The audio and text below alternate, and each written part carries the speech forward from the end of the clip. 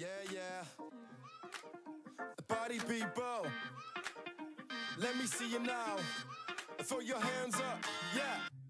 We got the good rhymes, we're making the good times. We're taking over your mind and we're getting the good vibes. Now you're telling me don't stop the melody. Good times ahead of me, yeah. We got the good rhymes, we're making the good times. We're taking over your mind and we're getting the good vibes. Now you're telling me don't stop the melody. Good times ahead of me, yeah. We got the yeah. Party people, let me see you now. Throw your hands up. We got the good rhymes, we're making the good times. We're taking over your mind and we're getting the good vibes. Now you're telling me don't stop the melody. Good times ahead of me, yeah. We got the good rhymes, we're making the good times. We're taking over your mind and we're getting the good vibes. Now you're telling me don't stop the melody. Good times ahead of me, yeah. We got the good rhymes, we're making the good times. We're taking over your mind and we're getting the good vibes. Now you're telling me don't stop the melody. Good times ahead of me, yeah. We got the good rhymes.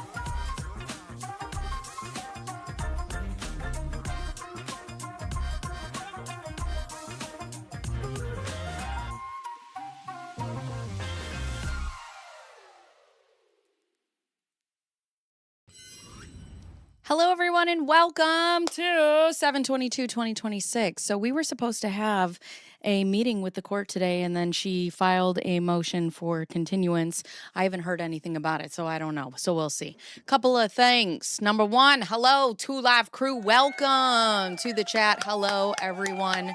Please do not forget to like and subscribe. If you are not subscribed already, please consider doing so. We go live every day. There will be some more long form videos coming as soon as my kids go back to school. I'm going to have a whole bunch of shit for you. We're going to have members vlogs. We're going to have members videos. We're going to have long form videos. You're going to have me 5 days a week, and just, it's going to be so much. You're never going to want to see my face again. And I love it. I love that. So it's so funny because somebody had said, who was it? It was RJ. Where is it? Oh my goodness, Bacon isn't early. No, I'm actually on time today, but let me tell you why. Okay. I just got off a very interesting phone call. I got a very long text from somebody yesterday. And apparently there was some discourse that I was not privy to. And there are a lot of people, I guess, who are very upset that someone had brought up the GoFundMe account in the original bankruptcy hearing for Jan and Ron. They said, does anybody have any questions? Somebody in the chat had said, what about the GoFundMe? Miss Jennifer said she already knew about the GoFundMe. And then the paralegal had brought it up to the judge, and Jennifer's like, I'll be addressing it later. Okay? Bada bing, bada boom, whatever. I guess I did not know this. I was not privy to this. See, what happens is when I shut this off, okay, let me just tell you, Bacon Bearzz is very much an entity, okay? Amber gets up, she gets her 2 kids ready, she brushes 3 sets of teeth, she wipes 3 different asses, okay? And then she sends everybody off to camp, and then she puts on some mascara, some bronzer, and she becomes Bacon Bearzz, okay? We're the same person, except less stressed sometimes, depending on what we're watching. But Bacon Bearzz, yeah, entity. She's a demon entity. But anyways, so when I get off stream, right? Okay, so when I'm done with this, I have to go pick up my kids. I have to feed them. I have to bathe them. I have to talk to them. I have to interact with them. And then we go to bed. My kids have a very early bedtime because they don't fucking wake up in the morning, okay? So I am not online a lot when I'm not here. And also, too, like, I love streaming, but it takes a lot out of me. So when I turn off the camera and I, like, turn off my phone, I'm like, silence. I'm just going to go and do my own thing. However, so I didn't know that there was some of this stuff happening. Yeah, I guess I'm having a healthy work-life balance. And now that this has become my full-time gig, right? Like, I am, I'm just trying to figure it out. Okay. Well, anyways, I got a text message yesterday that said, I have somebody behind the scenes that may want to speak to you. And I was like, ¿por qué moi? You like that? You like that? It's a little Spanish and French at the same time. ¿Por qué moi? Why me? I don't know. All right. Yeah, I'll talk to anybody. I don't give a shit. So, so they were like, there's a little bit of discourse going on, but we've decided that we thought you would be the best person to talk to. And I'm like, all right, sure. Call me Oprah, bitch. The fuck? So anyways, I had a phone call with that person this morning. And once I got the details of everything that was going on, I was like, oh, I have a better understanding of what's happening now. So that's why I was a little late.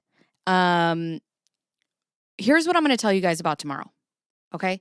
We're going to have somebody on the stream tomorrow who has no desire to be a content creator. They have no desire to be known. They have no desire to be have their face out there. They did something, by bringing up the GoFundMe inside of the bankruptcy hearing. Some people disagree with it. Some people agree with it. That person and I were talking this morning. There were some things that I disagreed with. There were some things that I agreed with. But I have decided that I think it's important because of some of the things that have happened behind the scenes that they get a platform to speak out. And we'll talk more about that tomorrow. I know that I don't have to ask my community to be straight up and respectable. Or respectful. If you have questions and you have concerns and you have criticism, that's one thing. I will not allow somebody to come on my platform and get torn apart. I won't have it. So the only thing I'm asking about tomorrow is that we are able to have a conversation. We are allowed to agree. We are allowed to disagree. But that's what we're going to do tomorrow. And we're going to talk about what happened and why it's important that this person comes forward, and why it's important that this person speaks. And, we'll talk about it tomorrow. But I know that you guys don't, I know that you guys aren't going to be mean, but you never know. It's the fucking internet. I wasn't aware either, RJ. I wasn't aware either, but, I understand, right? I understand it. To a point, and then to a point, I don't understand it. I always have my thoughts and opinions. I told this person my thoughts and opinions on the phone today. I'm going to tell you guys my thoughts and opinions tomorrow. I love every single one of you. I have always been so grateful for the kindness and the graciousness that this community has shown me.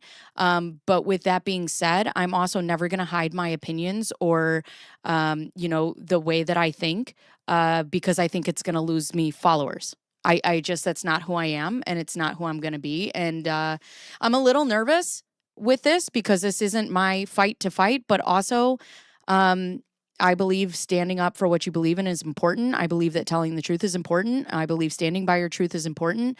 And, that's what I'm here to do. So I hope you still all love me after this. And, we'll find out on Friday. Anyways.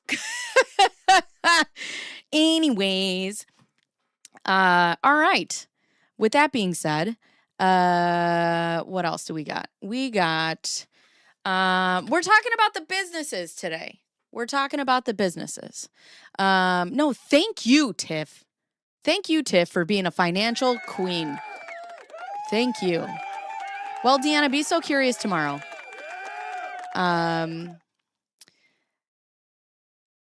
So Friday or Thursday, it's going to be tomorrow. It's going to be at 10 o'clock.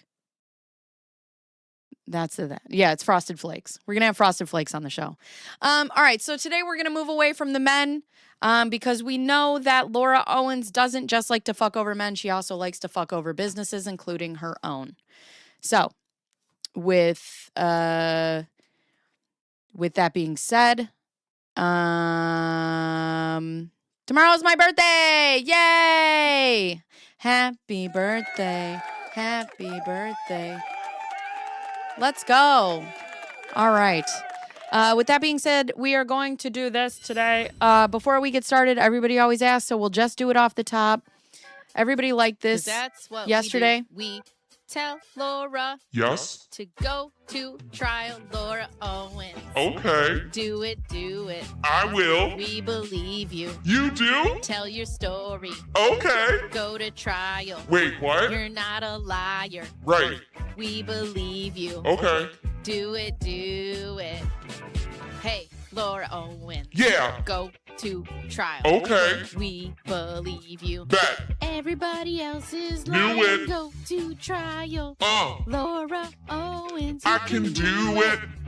You believe me. Everybody enjoyed the Laura Owens rapping over her own song.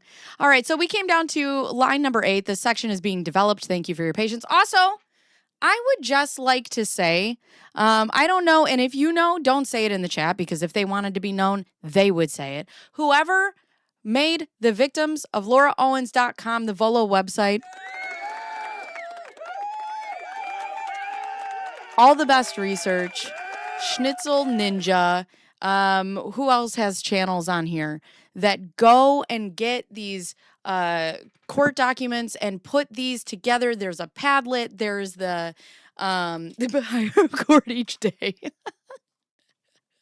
Whoever did this, we are so spoiled. You don't realize like how much true crime I've done, and this is just all in here in a nice little package. And the reason that I have so much content that I can cover is because I can just open Volo and be like, what is it today, friends? What is it today? So anyways, today we're talking about the businesses. On December 23rd of 2025, the property Laura alleged to have been interested in purchasing from Clayton Eckerd, subsequently purchased by Liz Max Investments, LLC, and transformed into an Airbnb, was forfeited by Laura and her mother, Jan Black, Elizabeth Naylor. The affidavit of completion of forfeiture states, the real and personal property herein before describes Laura's Airbnb property and appurtenances thereto were forfeited and reverted to the owner of the seller's interest in accordance with the terms of the agreement.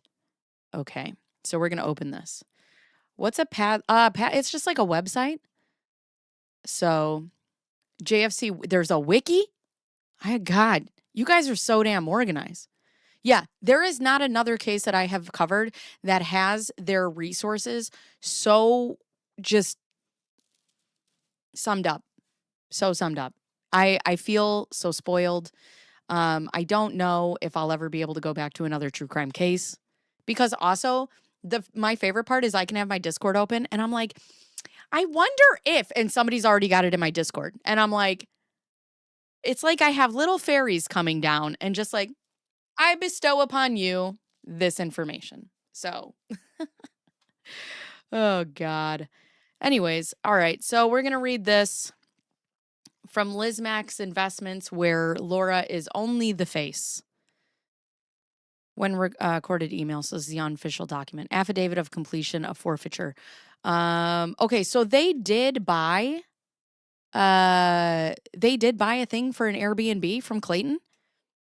The underside, being first duly sworn, hereby deposes and says, Pioneer Title Agency, an Arizona corporation, is the account servicing agent for the parties who hold the seller's and purchaser's interest in the certain contract or agreement for sale below described real and personal property, naming Feel Home Properties and Liz Max, seller Liz Max Investments. Okay, lot 22. Here it is. Okay, so we're talking about Padlet. Yeah, I've never used a Padlet before this. From the ladies' aisle. That's what I'm going to call them now, from now on. I got to go to the store and just get some Padlets. And none of the following personal property, none. The purchaser and the agreement for sale has failed to make the payments due thereunder. I don't personally know anyone here, but I think of all of you as friends. That's how sad my life is at the moment. So thanks for being my friends. Camille, come here. Come here, Camille. Come here. That's how sad your life is at the moment? Do you know how excited I get to come down into my basement alone, put a fucking camera on myself, and talk about putting pills In my vagina, in a voice like this? This is not sad. This is happy. There's 151 of us here, 152 plus me. And we are all friends. So, not that's how sad. That's how up. 164 now, okay?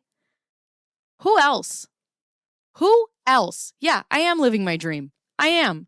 I'm living my dream with all of you in it. Who else do you know can go into a group and be like, I have 164 people who make me laugh so hard I fucking cry? Okay? I rewatched the drawing portion of yesterday and died again. I died again. This is not sad. This is a right, it's a community. Just how I like ya. I don't have to see you in person.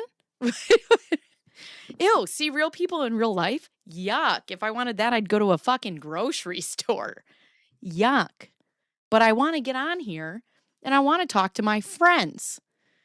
And I want to talk shit. So, thank you for the 5, Camille. I really appreciate it. But also, this is not sad. This is what dreams are made of. Yeah, real people are gross. You know what? I saw a fucking thing on Instagram this morning. It was so funny. It said, I love when I go grocery shopping with everyone who's seen their first day on earth. And I'm like, every time. Every time. Yeah, no real persons. Ugh. Ugh. And I just want you all to know, this is one thing that my babysitter finds so funny. My makeup is done. My hair's always done. Typically, I have like a really pretty shirt on. Okay? Let me fix something. If you are ever wondering, who is that? Friends? What are those? Like more of my mommy. Your mommy is your friend. Just know, no matter how dressed up I am on top, okay?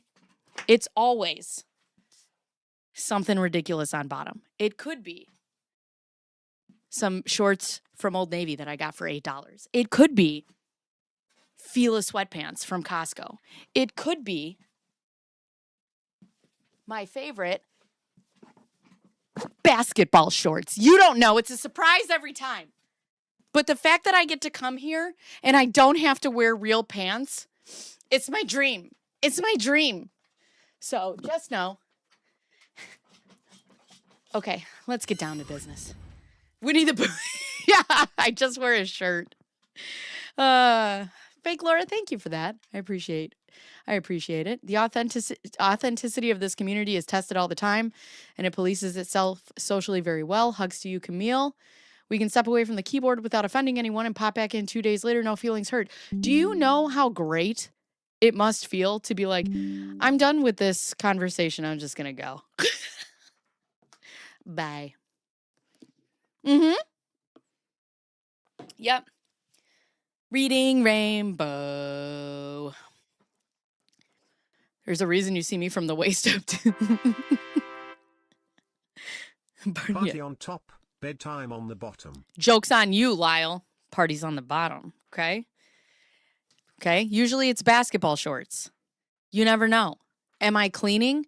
Or am I about to go wreck some fucking 6th graders at the school down the street from me? You don't know. Who's gonna pick up a game of basketball? I hang out with you guys, then go to work at Target and look at the gross public lol. Mm-hmm. Mm-hmm. And let me tell you, I don't have ugly friends. So I know we now have 184 of the prettiest motherfuckers in this chat.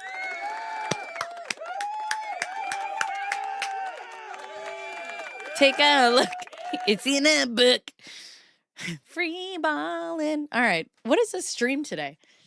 Anyways. Okay. To defeat the hands. All right. You think I'm pretty. Of course. All of you. You're all pretty. No basketball shorts.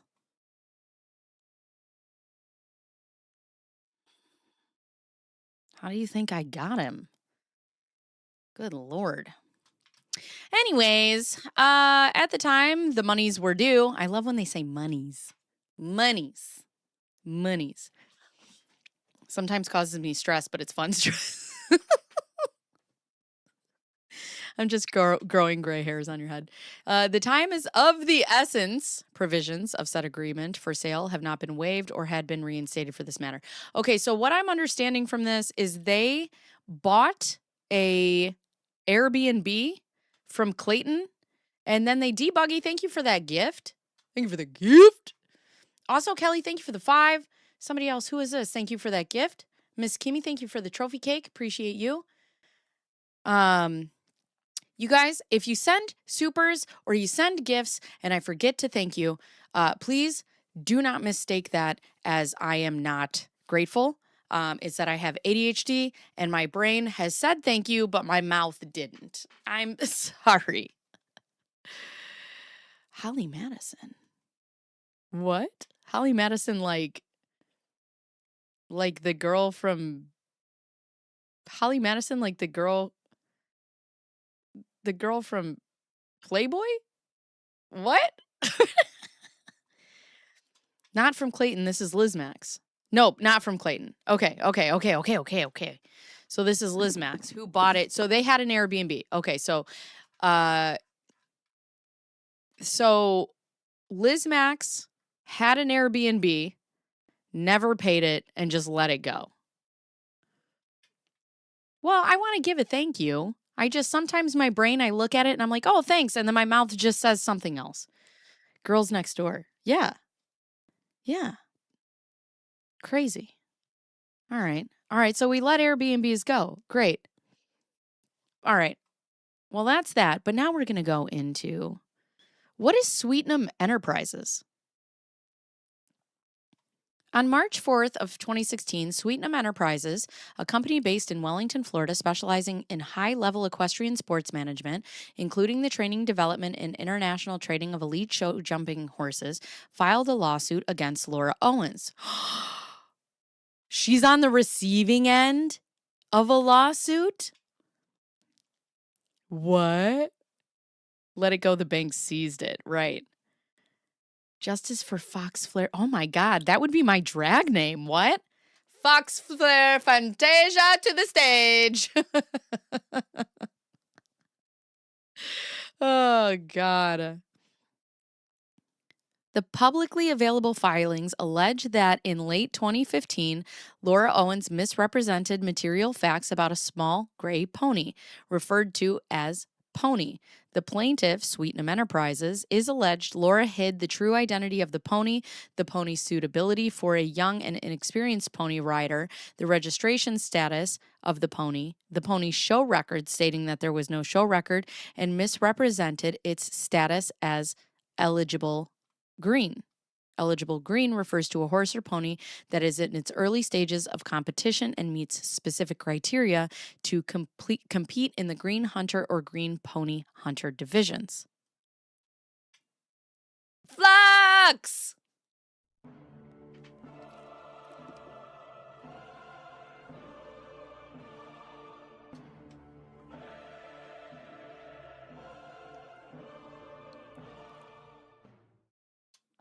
Okay.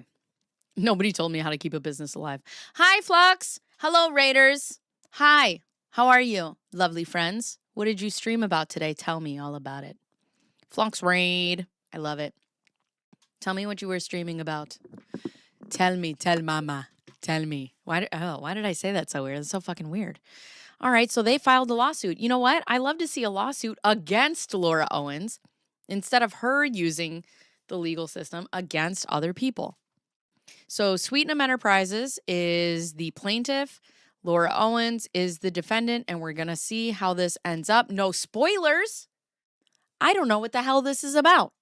So, side quest, new stuff, body cam. Oh, we'll do that on Friday. We'll do that on Friday. We're going to do Figs and Fridays. So, there's that. We're going to go. What else do we have? Oh, the horse she sold. Okay. Dye the hair? I don't know. All right, let's find out. This is an action for damages in excess of $15,000, exclusive of costs and interests. Sweetnam Enterprises is a Florida corporation authorized in doing business in Wellington, Florida. Defendant is, upon information and belief, a resident of California who regularly conducts business in Wellington, Florida on a substantial, reoccurring, and not limited or isolated basis. All acts complained of herein occurred in Wellington, Florida. Beef Wellington, Florida, if you will. Laura owns, markets for sale, and lease and sells and leases horses and ponies in Wellington, Florida. Laura conducts her business directly and through horse and pony trainers and brokers as authorized agents. In late 2015, defendant owned and marketed for sale the small gray pony, which is the subject of this complaint herein thereafter. Small gray pony.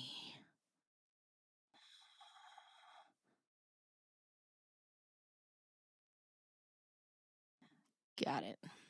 A saddle and a horn and a one of these. All right. Oh yeah. All right, let me do that. Where are you? Let me find you. Let me find you. All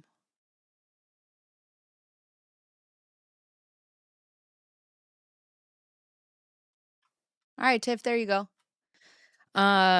Picasso. Yes, here we go. Small gray pony. What's the pony's name? Pony.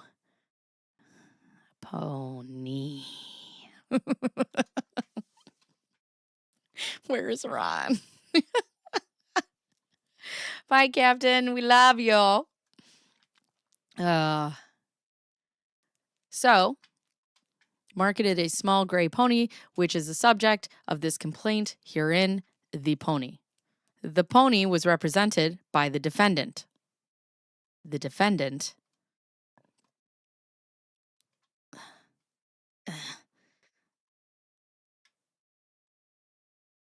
Laura Angry Owens. I need a rod dry. I don't think we'll ever find small gray pony. Oh, God. So this pony is represented by Laura Owens. Hey, pony, I don't know if you knew this, but she's a real shitty lawyer. Gray Pony Club. Gray Pony Club. Oh, God. It was to be unregistered with the United States Equestrian Federation, eligible green, without any show record of unknown breeding, and a 2005 foal date. These representations are of a material nature to anyone who would consider buying the pony. As is known, these materials representations were false. Wait. Question mark? Was it not a pony? Did she dress up a dog as a pony? Did she? Little Sebastian. Oh, I love it. We can't see what you just drew. Right here. Oh. Sorry. This is Laura.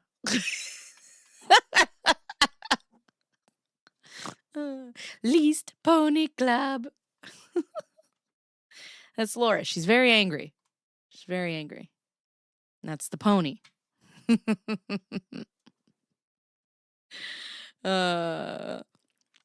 I'm gonna keep on dancing at the Gray Pony Club. It's giving best squat.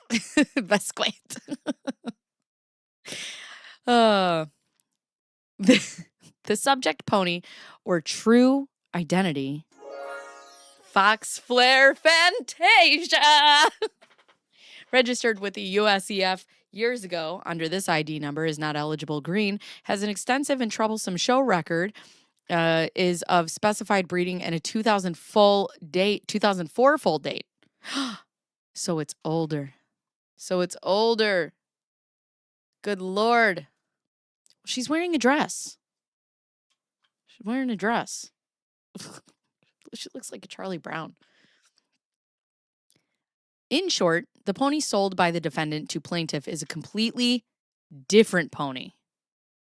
It's actually this pony.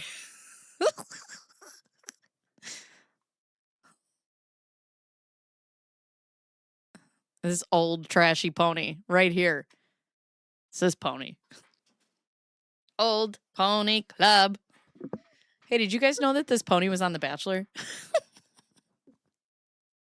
Who's gonna know? Make your money. Make it angry. It's angry. It's very, very angry. I don't know why it has a sideways face either, but it does. Anyways, this is a badass pony. Oh, God. United States Equestrian Federation rules forbid multiple registrations for the same horse or pony. The purpose of the rule is to prevent horses or ponies already registered from obtaining new identities. Is the new identity Illy Wilson?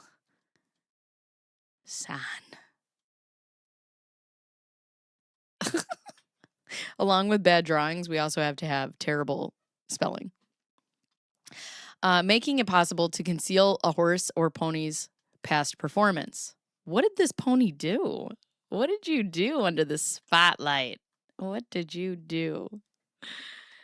The foregoing material representations made by the defendant were intended by the defendant to be relied upon by any prospective purchaser of the pony, and in fact were made to and reasonably relied upon by plaintiff in its decision to purchase the pony from the defendant. I see. Girl boss McBean Blaster. Is this the pony she fell from? I don't know. That one wasn't gray. That one was black. So that's gotta piss it off. He's posing as another pony. Oh, God. In reliance upon the material representations described in paragraph 6 above, plaintiff purchased the pony from defendant in November of 2015 and paid the defendant's broker $50,000 for a horse? For a horse? God damn. Putting a fake mustache and glasses on the pony. I want to go to Google. How much is a show horse?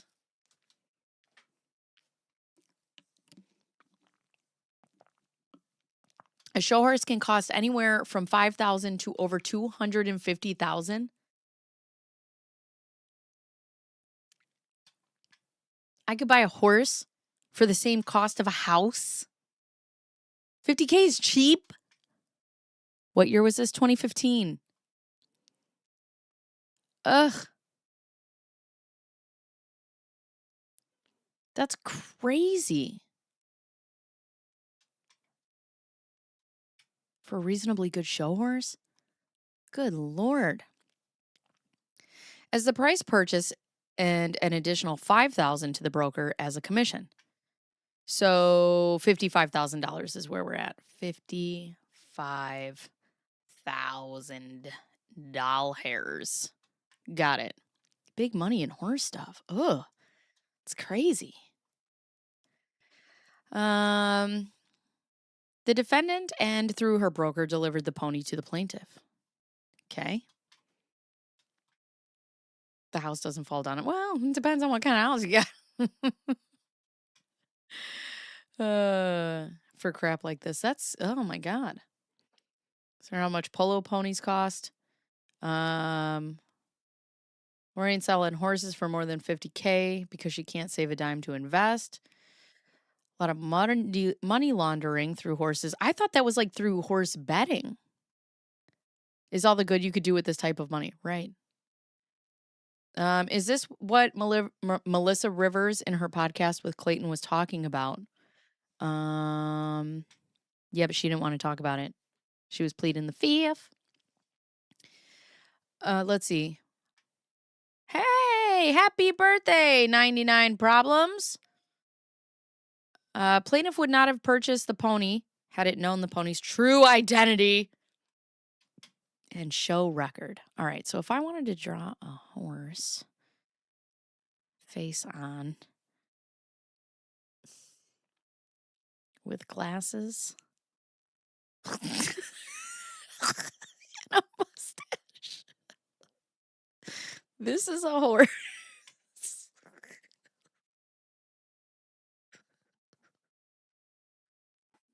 This is a horse in a disguise and also has a top hat. You'll never know it's him. You'll never know it's him.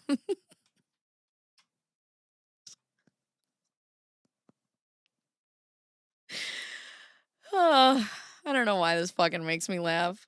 It looks like it needs help. Shortly after purchasing the pony, plaintiff witnessed and experienced the behavior by the pony consistent with the pony's undisclosed. And at that time, known by plaintiff, true identity. Shut up, deepfake dealer. Leave with the McNabb mustache. Oh, God. No one will know. The eyebrows.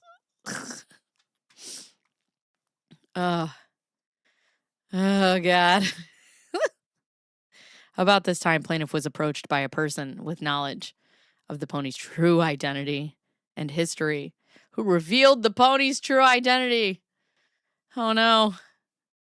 Upon learning this information, plaintiff immediately notified the defendant through her broker that the pony plaintiff purchased was a completely different pony than had been represented, and that transaction was therefore invalid and rescinded.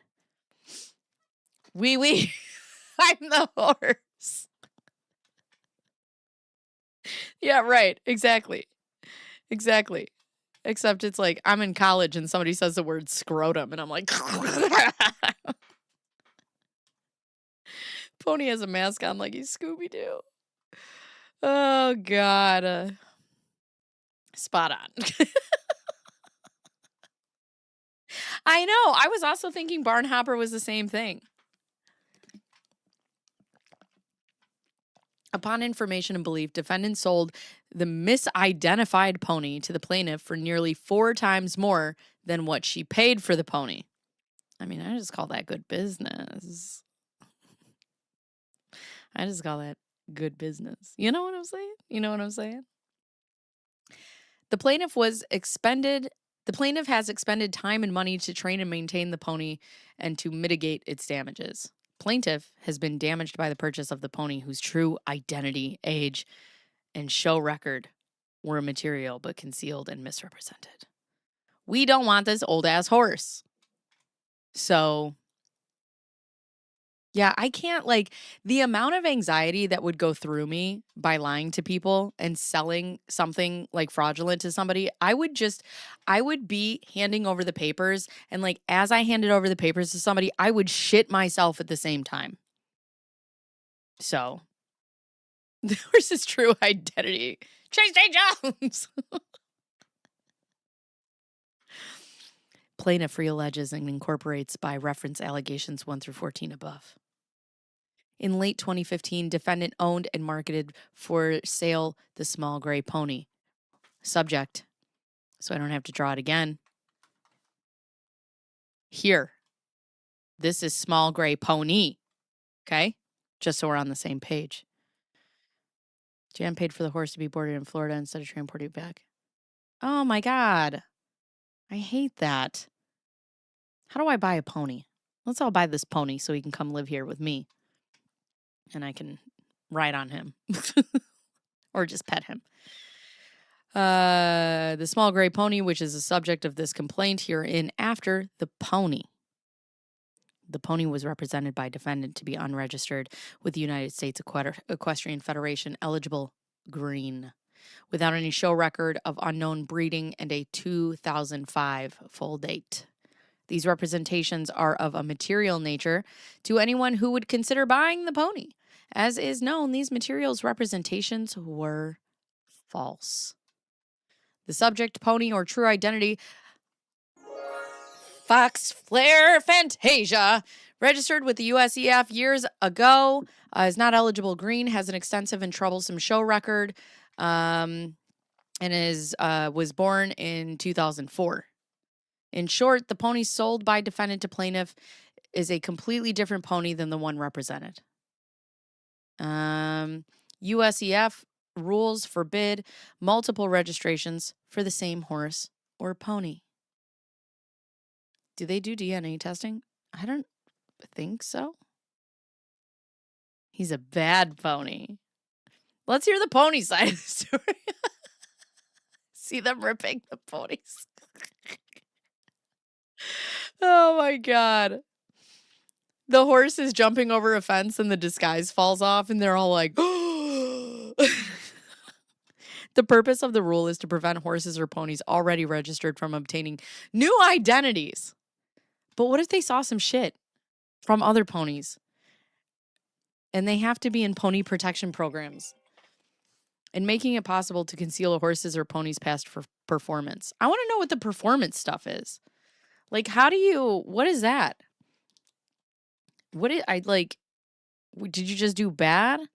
Or are you just like hurting people? Do you carry a knife? Like, what is the bad, the waka waka? Oh, God. In reliance upon the material representations described in paragraph 5, 6, and 16, plaintiff purchased the pony for $55,000. Okay?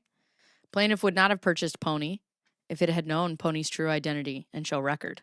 Defendant knew, or should have known, that the pony was not the pony that she represented it to be, and that the pony's true identity was material to any potential buyer, and had been concealed to prevent any inquiry into the pony's past performance and knowledge of its show record. The defendant made the foregoing misrepresentations of material fact, either knowing the misrepresentations or making them without knowledge as to the truth or falsity under circumstances in which she ought to have known of their falsity. Defendant further made the material negligent misrepresentations to induce the plaintiff to act upon them, and the plaintiff so acted in justifiable reliance on the material representations, and has thereby been damaged. Wherefore, plaintiff demands judgment against defendant for damages for negligent misrepresentation and incidental, consequential, supermatic, automatic, and mitigation damages, together with cost, interest, and all other and further relief as is appropriate. Okay. This is not the point. Cam Rowdy, my pony. There's no Carfax for ponies. The amount of documents I have of Fox Flare's pedigree is bonkers. What? Why do we have those? Oh, God. Plaintiff realleges and incorporates by reference allegations 1 through 14 above. Defendant expressly and implied warranted that the pony she sold to the plaintiff was suitable for a young and inexperienced pony rider. Because I've been able to ride him. And I am both very young and very inexperienced. And that the pony was unregistered, eligible green, had no show record, was unknown breeding, and born in 2005. You're the best. You're the Thank you best. for what you do and how you make me laugh. Thank you. Thank you for the super. I appreciate you. I appreciate you. But I so love your intro song so much. We all need good vibes. Yay! I also have Laura Owens Go to Trial in my mind more than I'd like to admit. I also sing it a lot. So they don't call us all the best research for no reason. Oh, God. Never performed pony. Pony! I'm wondering if Laura was brought up for review in her current show circuit. I'd be shocked if they allow people that scam others to compete. I mean, they probably would. If you got enough money, you can do anything. You can buy anything, RJ. As alleged in paragraph 6 and incorporated herein, the pony sold by the defendant to the plaintiff was not at all represented in that it was registered not eligible green and had been given a new identity in order to disguise and cover up its previous and true identity and past performance. What the fuck did this horse do? What did this horse do? Yeah, it was like a year older, they said. I had pedigree documents for my puppy that trace her lineage back to Switzerland. What the fuck?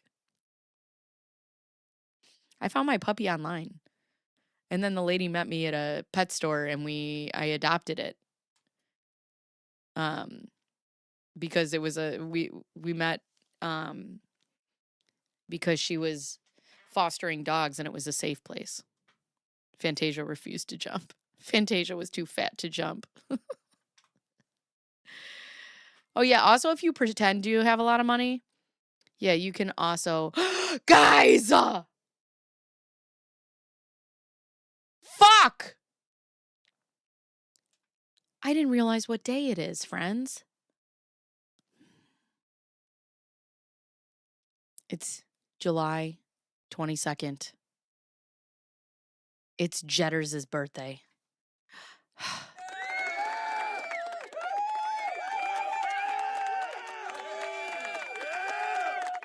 I'm going to have to go to the store.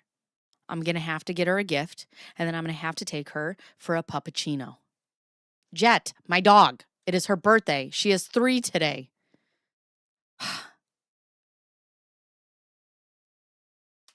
I feel like a bad mom. I forgot what day it was. Oh, God. Yeah, I need to get her a birthday bone. And then actually, like, instead of getting her a puppuccino, I just buy her a can of whipped cream. And I let the dogs give it to her sometimes. Let's have a party for Jetters. Happy birthday. Happy birthday, Jetters.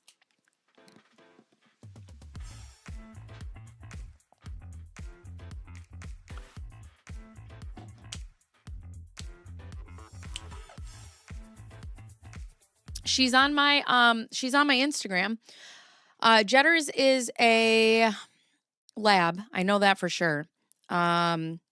Jet is a lab, and her dad, I think, is a plot hound. She has a lab head, but she has a very long body. She's beautiful. She's brindle. She's sassy. She's the sweetest fucking queen that's ever existed in the whole world of queens. And I just love her so much I could squeeze her whole fucking face off. And she's my baby, and she sleeps with me under my blankets at night, and I love her, and I'll never have another dog again because she's my soul dog. Hold on, let me find a picture of her. Okay, so let's go to my Instagram. All right, here's a picture of her attacking my hose because I try to get things done, and she never lets me do that. But let's go back. Let's find. Here's her sleeping with me. Oh, my baby. Buh, buh, buh. Buh. I love her. Ugh, if music was playing with that animation, we couldn't hear it. Great. Great. Great. But let me find a good picture of her. Okay, here's me. Here's a bunch of me. Here's more me. Here's more me. Here's some Clayton. Here's some Rachel. Here's more me. Here's just me covering all the Laura Owens shit forever and ever and ever. Amen. Hold on, let me find her. I know she's in. And look at her. Here she is sleeping again. My baby. My baby. It's her birthday. I love her so much. I'll have her come in here later. Let me see. I got one of her just like when we first got her, just like sitting up, and she's the sweetest little goddamn angel. I could just chew her fucking face off. Where is she? Here. Oh! Oh! Oh! Look at how beautiful she is.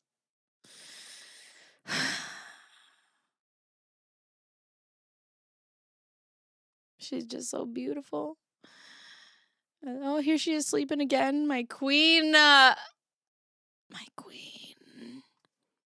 All right, I have one favorite picture, and then I'll show you. And then we'll get back to work. Hold on. This one. Look at her. That's when we first got her. Ugh. She was November, September, October, 4 months old here.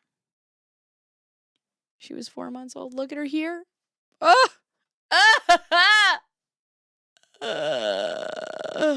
She was such a tiny baby. Here she is again. Look at her. Look at her here.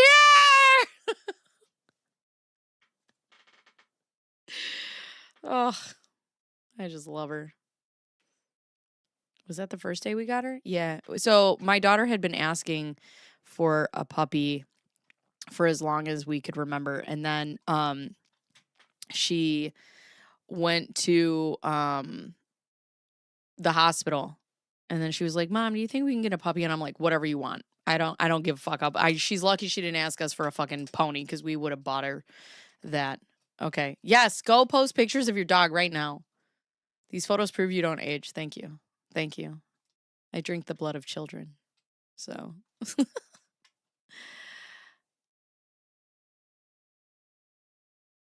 Hit the back of his... What? Hound servant. Oh my God. That is so scary and sad. I'm so sorry. I don't need puppy fever. Oh.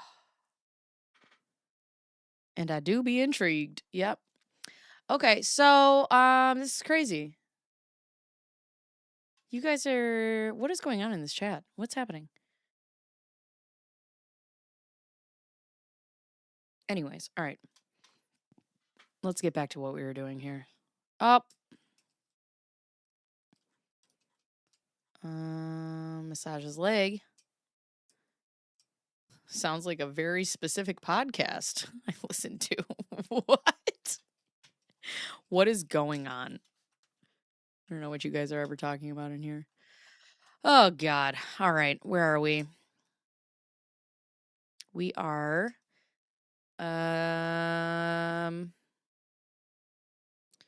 Okay. Wait. No. We were up here. Breach of warranty. It's kind of like buying a car, I feel like. I'm also not eligible to be registered as Korean. Me either. Not anymore. Guys, I went to Costco the other day, and I was buying some long drinks for my husband because he likes those now. And they were like, are you old enough to party? And I'm like, oh, fuck. You want my ID? Mm-hmm. Sure. Hell yeah. Okay. Marketed small pony. We got it. We got it. Multiple registrations for same horse. The foregoing material. Okay. Okay. Where was I? Identity and show record. The defendant knew or should have known what the pony was. Known that the pony was not the pony she had represented it to be. This sounds like they're talking about Laura. Laura knew. But they're talking about her like as if she was a pony.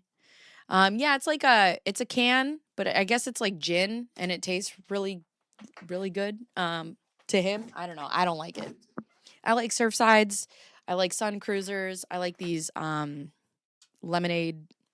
What are they called? Lucky Dogs. But defendant knew. Thank you, Kiki Kins. Knew or should have known that the pony was not the pony she represented it to be. And the pony's true identity was material to any potential buyer and had been concealed to prevent any inquiry into the pony's past.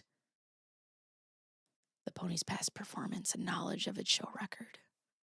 The defendant made the foregoing misrepresentations of material effect, either knowing of the misrepresentations or making them without knowledge as to truth or falsity.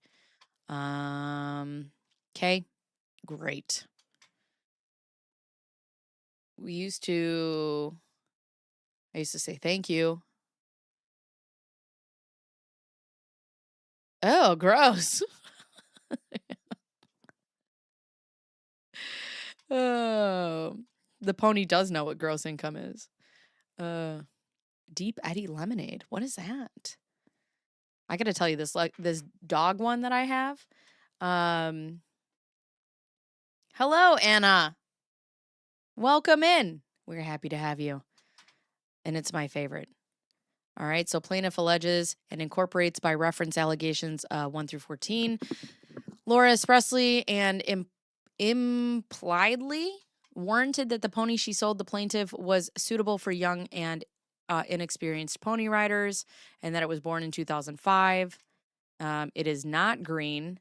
Okay, so we read through that. Moreover, as a part of the effort to mitigate the plaintiff's damages, the plaintiff has expended in excess of $15,000 to train and rehabilitate the pony in the hopes of it becoming suitable for a young pony rider. Plaintiff has been damaged by defendant. You and a whole list of other people. I love lemonade and vodka. I do. I love it a little too much. The plaintiff demands judgment for breach of warranty and all this other stuff. Plaintiff realleges and incorporates by reference allegations 1 through 14 above. Plaintiff revoked its acceptance of the pony within a reasonable time after discovery that the pony was not as represented and because of what is alleged in paragraph 6. What was the time frame, I wonder? Defendant has failed and refused to comply with the plaintiff's proper and timely revocation of acceptance by refunding the purchase price and taking back possession of the pony. Oh, yeah, alcohol. Anna is waving. Hello. Hi. Or as you Sweden people say, hey. Hey. The only reason I know that is because I fucking love IKEA. Strawberry lemonade and vodka. Oh. You know, if it wasn't 10 a.m. and I didn't have to go pick up my kids eventually, I'd drink on stream, I think. I don't know. I don't like, sometimes people video me when I'm drunk, mostly my sisters. And when they show me, I'm like, ooh, Try pricing race horses. How much is a racehorse worth? Between 50,000 and 100,000. Damn. Hi, Cece. Because she misrepresented herself. That's what I was thinking. As soon as I read that sentence, I was like, oh, is this explaining Laura? Ugh. Plaintiff has been damaged. Yeah. So is everybody else.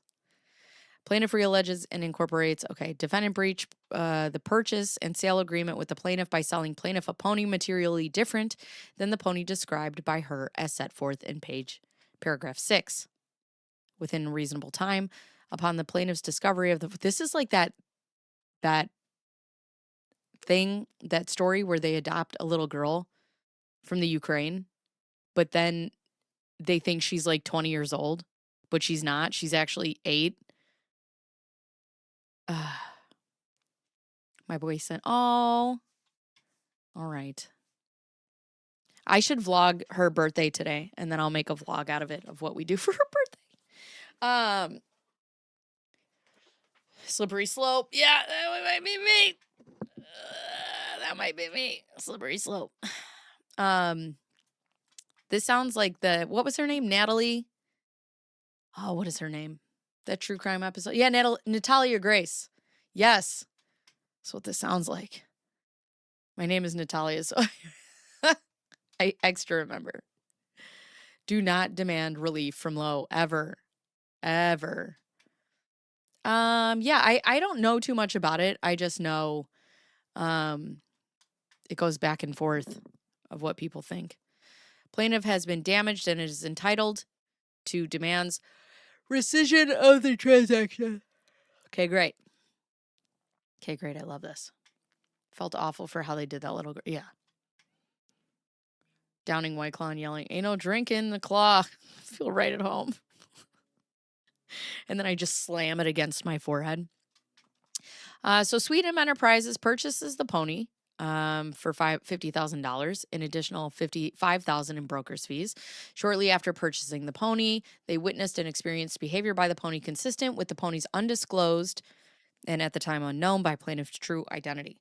Someone familiar with the pony shortly thereafter revealed to them the true identity of the pony. Sweetnam alleged to have spent in excess of $15,000 to train and rehabilitate the pony in hopes of it becoming suitable for a young pony rider. They demanded judgment for breach of warranty and damages against Laura Owens. This included incidental and consequential damages, mitigation damages, and other appropriate relief, such as costs and interest. On August 8th of 2016, Sweetnam Enterprises and Laura Owens entered a settlement agreement, resulting in Sweetnam's request for a dismissal of the case with prejudice. She paid them... Yeah, she must have just paid it all. Which, how did she pay it? But as you get older, yeah, the hangover days get longer and longer. But other than breeding, training, and racing them, we never wagered on them. Oh.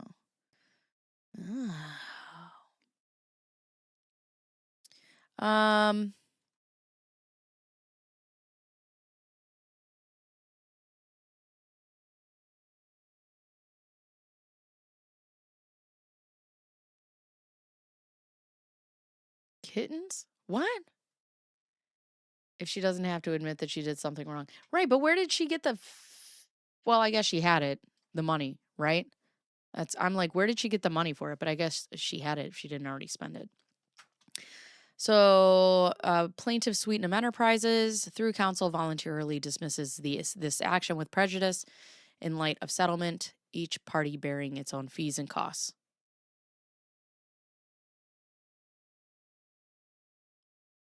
I'd be like, you're paying for my lawyer fees. That's crazy. What was it, like Natalia? How do they say it wrong? Oh, God. BB acting like Lo didn't spend that money. That's what I'm saying, though. Like, that's why I'm like, how did she have it? You know it's gone. All right, let's go to the documents page and see what else they have in there. I want to see what else. Documents. Court hearings, police reports. Documents. Show me Sweetnam. This is the complaint. All right. We already read this one. Okay. Civil cover sheet. What is that one? We're going through all these today. Oh, here's this one. All right. Monetary. All right. Great. Paid receipt.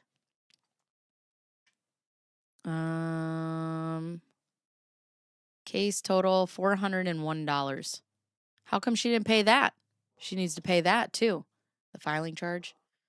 No, that's okay. Let her have all the questions.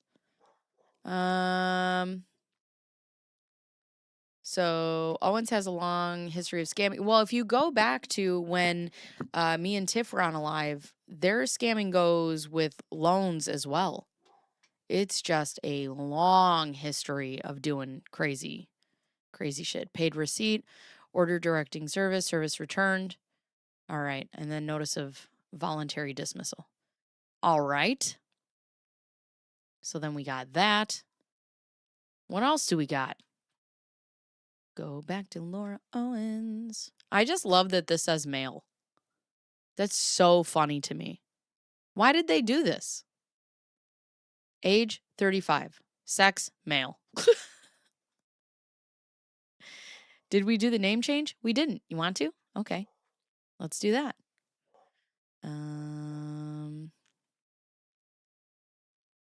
Where are all the documents? Documents.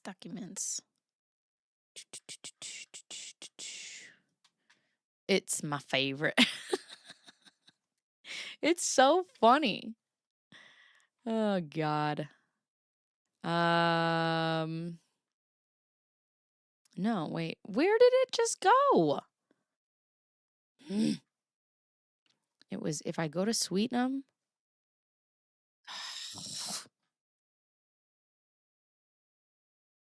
Laura Owens. Oh, here we go. All right. And then you go to documents. All right. I got it. I love that for him. It's great. I'm sure he loves it too. All right, let's go. Yeah, let's do the name change, huh? Criminal case. Application for petition. She wanted to change her name. Let's see why. November 7th of 2023. And you guys weren't letting it happen. Oh, boy. That's crazy to me. She's like, I just want to be somebody else. Anybody else. All right. Birth name. Laura Michelle Owens. Laura Michelle Owens here. I want to be Emily Laura Wilson. I submit this application solely for the benefit and the best interest of the persons for whom the name is required. So does she still have this alias? I am being stalked and harassed online by hundreds of people on Reddit. I have order of protection against 3 men who have tried to locate me. They know where you are. They know who you are.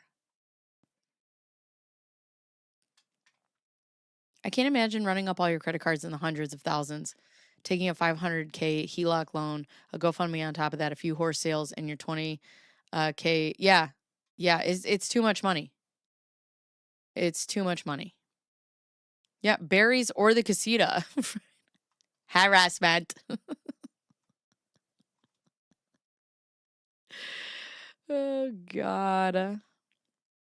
Because of a schmear campaign. What else does she write in here? Nothing. All right. What else is in here? Application. Motion to withdraw. Immediately. How many days was this? How many days is that? Less than 30. The HELOC is not $500K. My brain will itch if I don't say that. Have you ever been convicted of a felony line? She will soon be checking. Yes. Everyone knew where she was. We just didn't care about it. So less than 30 days, she does a motion to withdraw. Your Honor.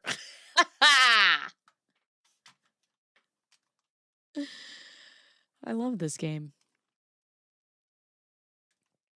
Pink Pony Club. Pink Pony Club. What's this one?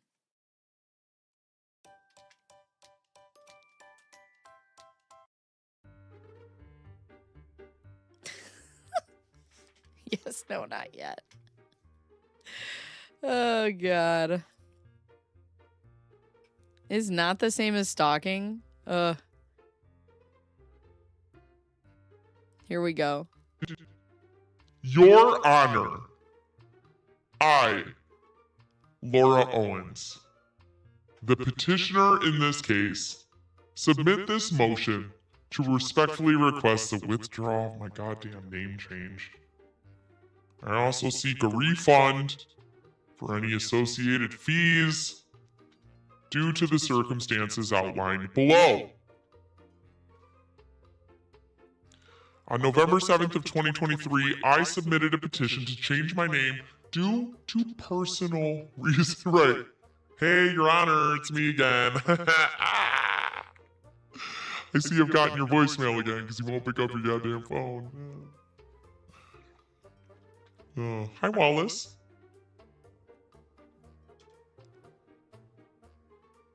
I submitted a petition to change my name due to personal reasons.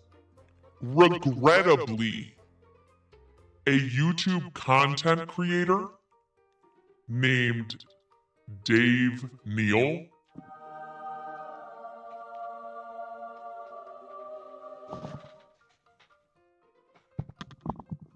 Dave Neal, the goddamn motherfucker.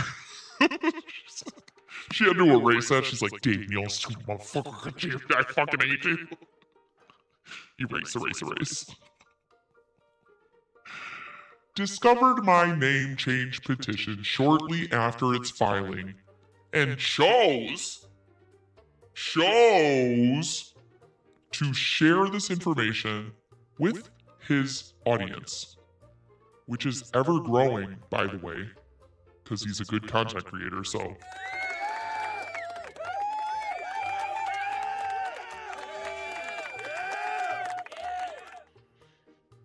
This dissemination of my intended name change, as well as the reasons why I requested it, have rendered the new name ineffective, and therefore unusable due to the public exposure.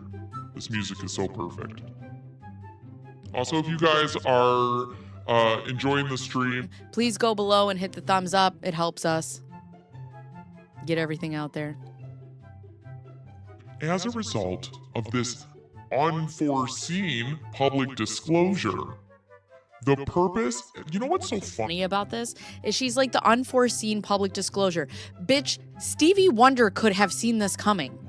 You keep giving them content.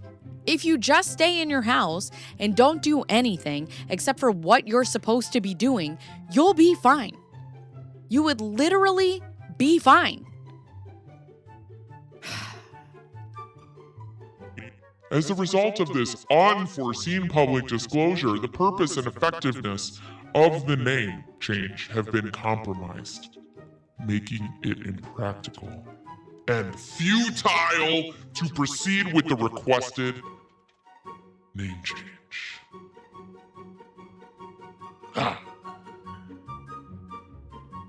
In the light of these circumstances, I respectfully request the withdrawal of my name change petition and request that all documents related to the name change be nullified. Additionally, I kindly ask for a refund, because I'm broke as fuck, of any fees associated with the name change process. I understand the court's policies regarding refunds and any administrative fees, and I am willing to comply with the court's procedures to facilitate this refund process. I appreciate the court's understanding of the situation, and thank you for your prompt attention to this matter. I state under penalty of perjury, which doesn't fucking matter, that the following is true and correct. Oh, Lord. For the entire family. Kindly, question mark? Right, she just all thought it would go away. Oh, Lord. All the best. Oh. And then 2024.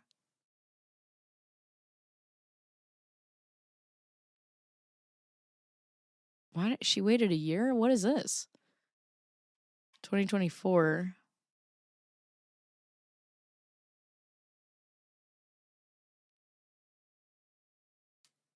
Oh, this is again. Okay. So this is initially the same thing. Request, but there has been no ruling on my petition. Oh, there is. Since my initial filing, there has been no.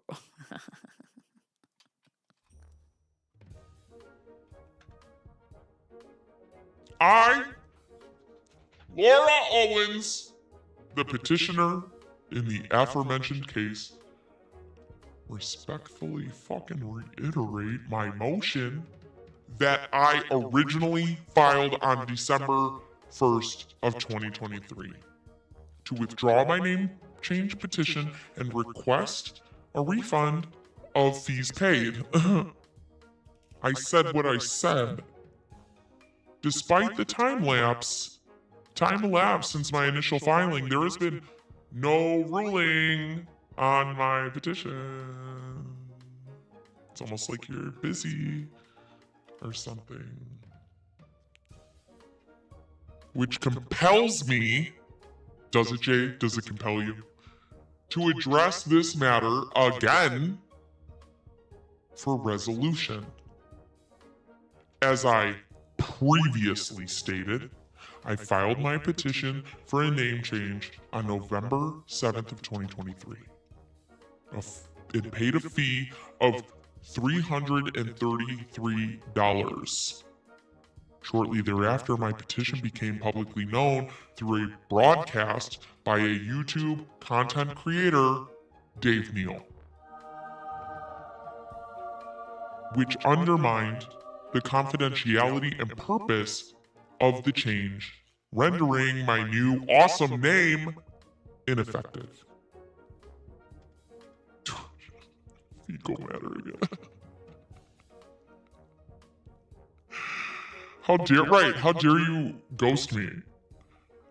Given that more than 4 months have passed without a decision from the court, and considering the compromised effectiveness of the name change due to the public exposure, I find it necessary, so necessary, to formally request the withdrawal of my petition.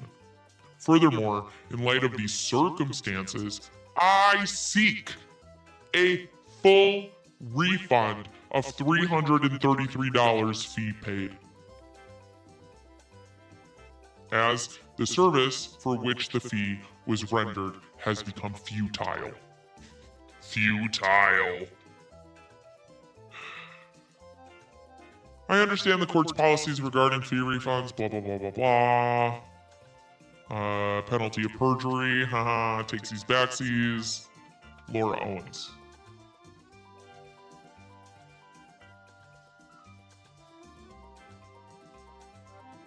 Oh, good.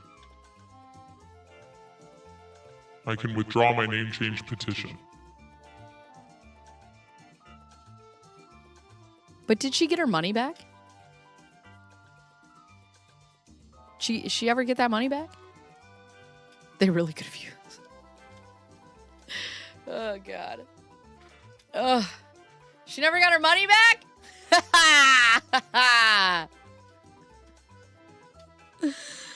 Oh, Lord. Read the next part. Request for... Oh, no. Denying the request for refund. Sucks to suck.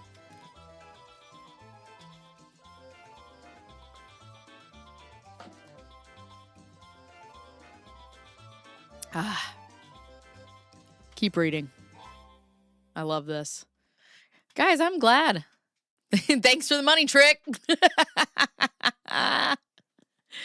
Oh, God. All right. Now what are we covering in a formal court document? All right. Let's see what else we can read. She wants to talk to your manager, y'all. Let's go to her history of legal disputes. I want to talk about Dave Neal. I haven't discovered the Dave Neal saga yet in full. Let's do that. Other victims, we'll go down here to Dave Neal to review court documents. We'll go through all of these. Have you covered Rowan Horse yet? I have not. Oh, honey. Honey, what? Here we go. Dave Neal. All right. We'll go to Rowan Horse next. We could do Liz Neptune as well. All right. What's this? Some redacted stuff. All right. What do you got? As someone who dislikes, so we can go through that as well. I don't know how much there is, but we'll go through it. We're gonna go through all of them. Ha, girl. I don't want to go to work today. Boo! Quit your job, Kelly. Person seeking protection. Laura Blowens. Are you here? Shut up. Are you here? Do you want to be a disembodied voice on my stream? I'm home to open my front door, silly. How the hell am I streaming if I'm not home? Amended Chapter 13 motion. It's freaking hilarious. Give me 5 minutes. Oh, my God. Are you really going to be disembodied? You don't have to have a camera on, but you could just use your voice if you want. Okay, so anyways. David Neal. Yeah, she used his government name. Whoa. All right. Let's see. Are you asking for protection for any other family or household members? Yes. Full name. I assume this is her mom. She didn't say. Check here if there is not enough space to answer. Oh, hell yeah. Hell yeah. I love that. Check here if there's not enough space. I love that. Mr. Neal.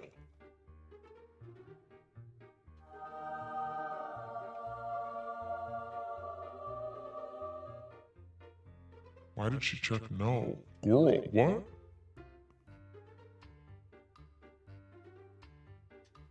Was she living by herself?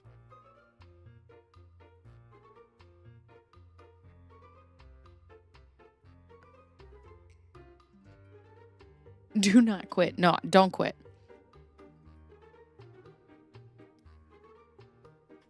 She was in the casita. Shut up. Jan would later ruin her own name. All right, no spoilers. No spoilers. All right. Mr. Neal has mentioned my mother on YouTube, Patreon, on his podcast several times, and he has said he is looking into her involvement in my current pregnancy with Clayton Echard's twins, which is not only senseless and intrusive, but she is a private citizen and award-winning journalist who wants nothing to do with Mr. Neal. Why did you bring that up? Dude, why are you putting that in here? The police do not care about your mom.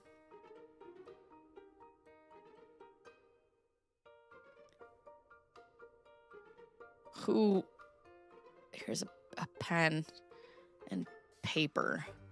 She's sitting at a desk. Who writes? That's Jan.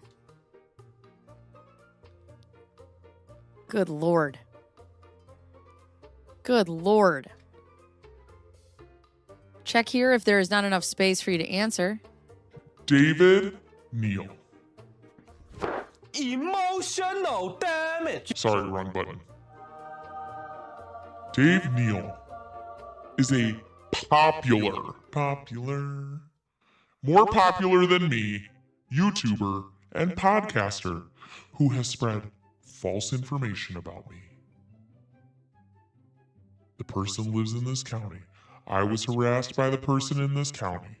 I live in Arizona, but I am being cyber bullied by Mr. Neal, who lives in Los Angeles because he's God, head of the angels. Get it?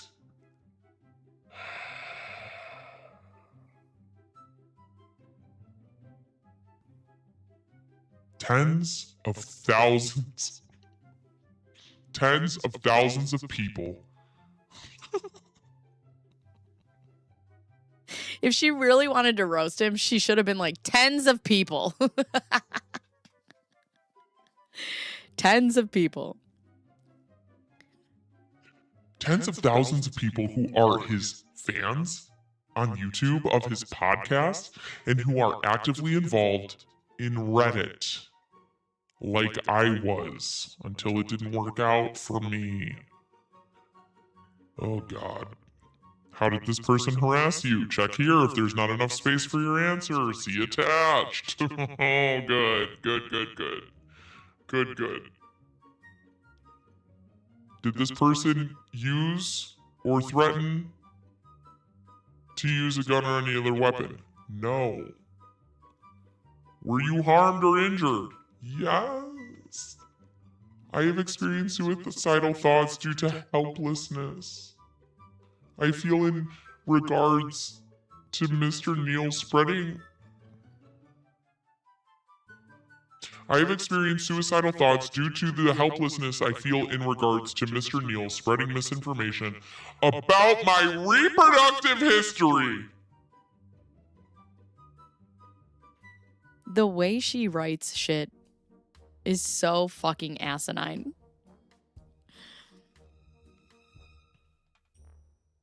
Despite providing him with undeniable proof of my prior pregnancies, he has refused to believe it.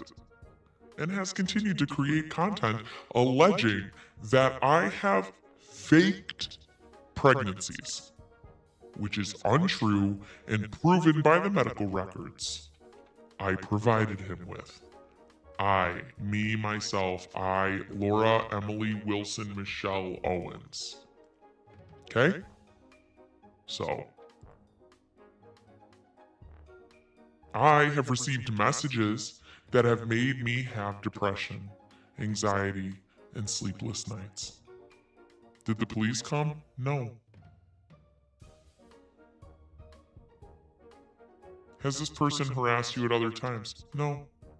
This only started when I became pregnant. Hound serving, get that clang ready. When I became pregnant with Clayton Echard's twins. Mr. Neal's content is all about the TV show The Bachelor. And Mr. Echard was the star of the show. The Bachelor. Did you guys know he was on The Bachelor? I didn't know he was on The Bachelor. Right, were the messages from Dave? Ugh.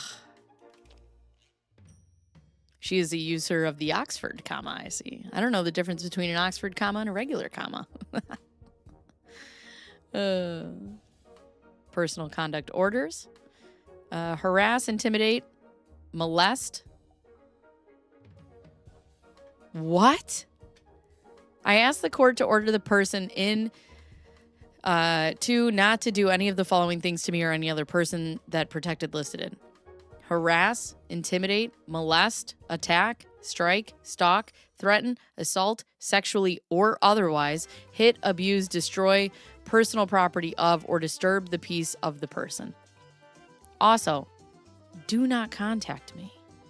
Do not come to my house.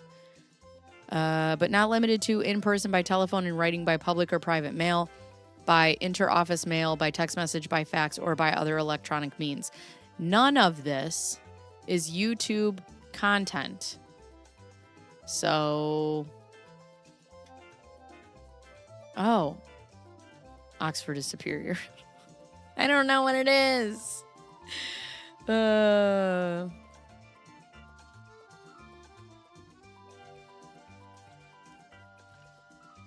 do we have?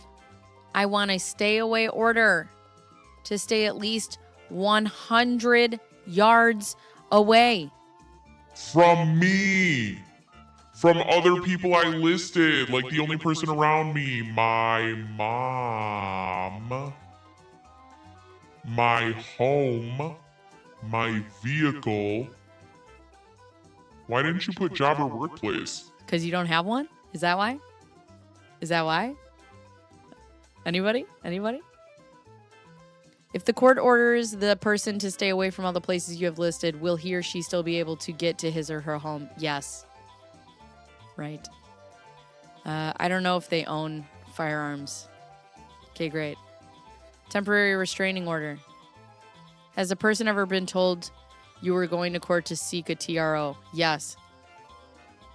Were they? Was he? Was he told about this? Emotional damage. She is the business. She is girl boss. Oh God. Ain't nobody asking to be within 100 yards of you. Oh God. Request to give less than 5 days notice of hearing. Oh, wrong one. Mr. Neal has been posting defamatory content against me multiple times daily.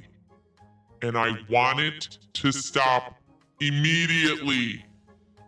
He has been warned that if he does not stop making this content and defaming me in an effort to gain favor with Mr. Echard, that I would be obtaining an order. Yet it has not stopped him. It has not stopped him. I can fix her. Oh, God. No filing fee. There should be no filing fee because the person has used or threatened to use violence against, has stalked me, or has acted or spoken in some other way that makes me reasonably fear violence.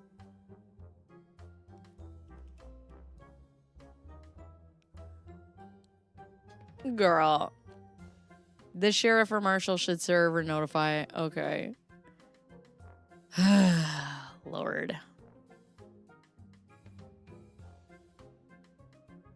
All right. Additional orders requested. Oh, good. We'll get more examples. Can't wait. Attachment that describes harassment. Here we go.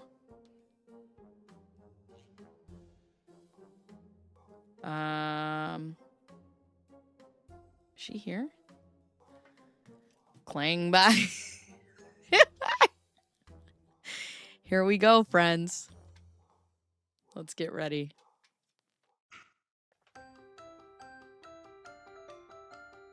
Dave Neal runs a popular YouTube channel, and here's Dave. He's got great hair that comes down sometimes, like this. Just Dave holding a podcast mic. Oh boy.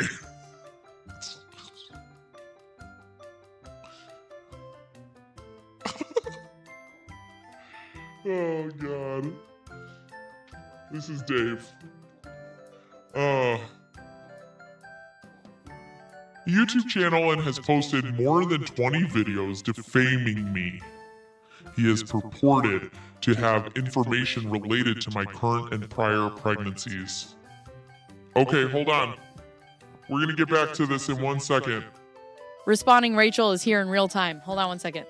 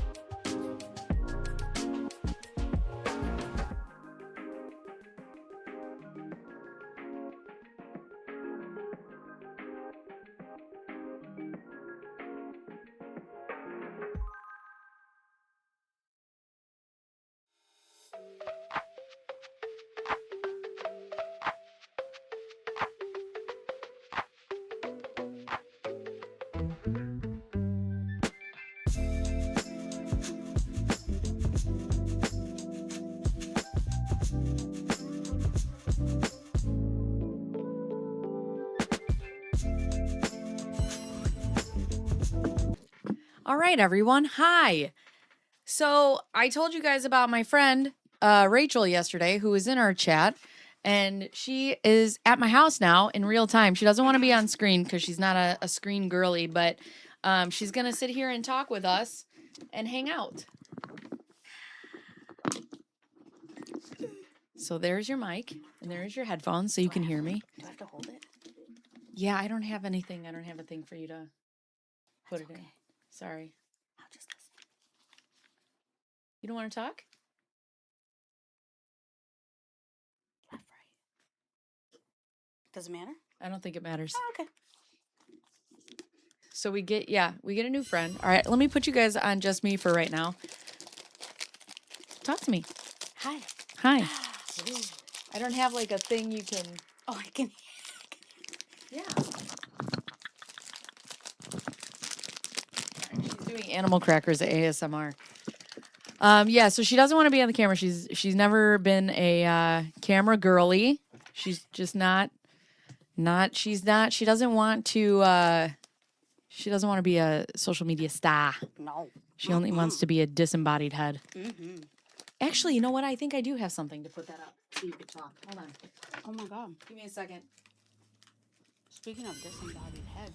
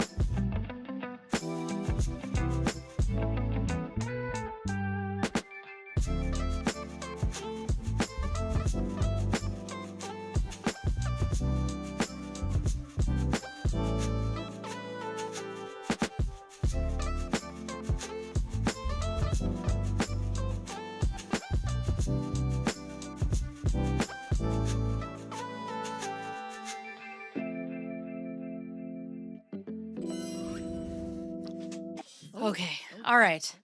Sorry, everyone. All right. I had to get her a little microphone stand. So I have known Rachel since I was 10 years old. We met because she started going to the same junior high as me. And we used to tell everybody we were cousins, and we weren't actually cousins. And yeah, that's it. She knows she's been with me through my streaming journey for like my entire life. What? Doesn't say, remember the one time you were painting and I came in and you were like, oh. And I was like, this is new. Listen, sometimes you got to paint your boobs on the internet. Sometimes it just happens. We dug coal together. Yeah. So, what are your thoughts about Laura Owens? She's crazy. They need to hear you. She's crazy. She's, I have thoughts, but I don't want to say them because they're really mean. She is really quiet. She's very shy. Hi, Rachel. What does Rachel think of all of this? All of what? All of Laura Owens? She thinks Laura Owens is crazy. I only know because of you. Yeah. Like all her stuff. I don't. Yeah. So now we're getting into the part where it's not just the men. Now I had to get away from the men for a while because my brain's starting to fry. And now she's running into now it's businesses. So she had an Airbnb like with her mom, and then she let the Airbnb just of course she did go because she didn't want to pay for it. And then she what did we just go over? She tried to change her name because everybody was harassing her online, even though she brought this online. Was she Sasha Fierce now? No, she was Emily Wilson. Although, you want to know something funny? Carney's sister. Carney Wilson. What was her horse's name was Fox Flare Fantasia. Oh, stop. I'm like, if I was a drag queen, that might be my name. Okay, that makes more sense as a drag name, not a horse. Not yeah, right. Fox Flare Fantasia.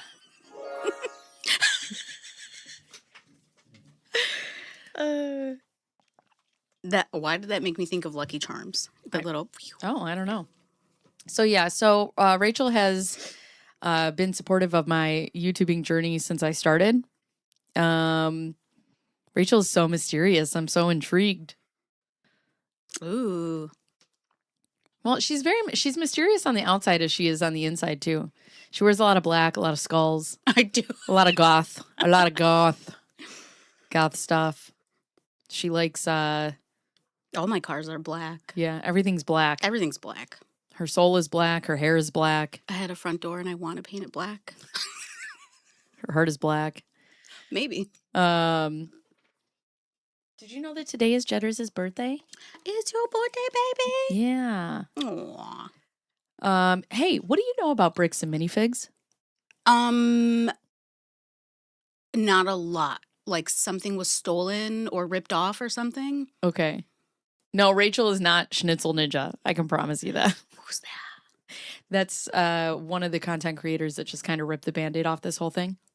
But nobody knows who she is or Good. where she's from. Good for them. Mm-hmm. Probably someone really close to her. I bet. Why do I feel jealous of Rachel? Everybody's jealous of Rachel. It's okay. We're all her best friends. Do we think Rachel is dancing? Rachel can dance. I don't move so much these days. Mr. Pike, Rachel doesn't have a heart. Nice try, Bacon.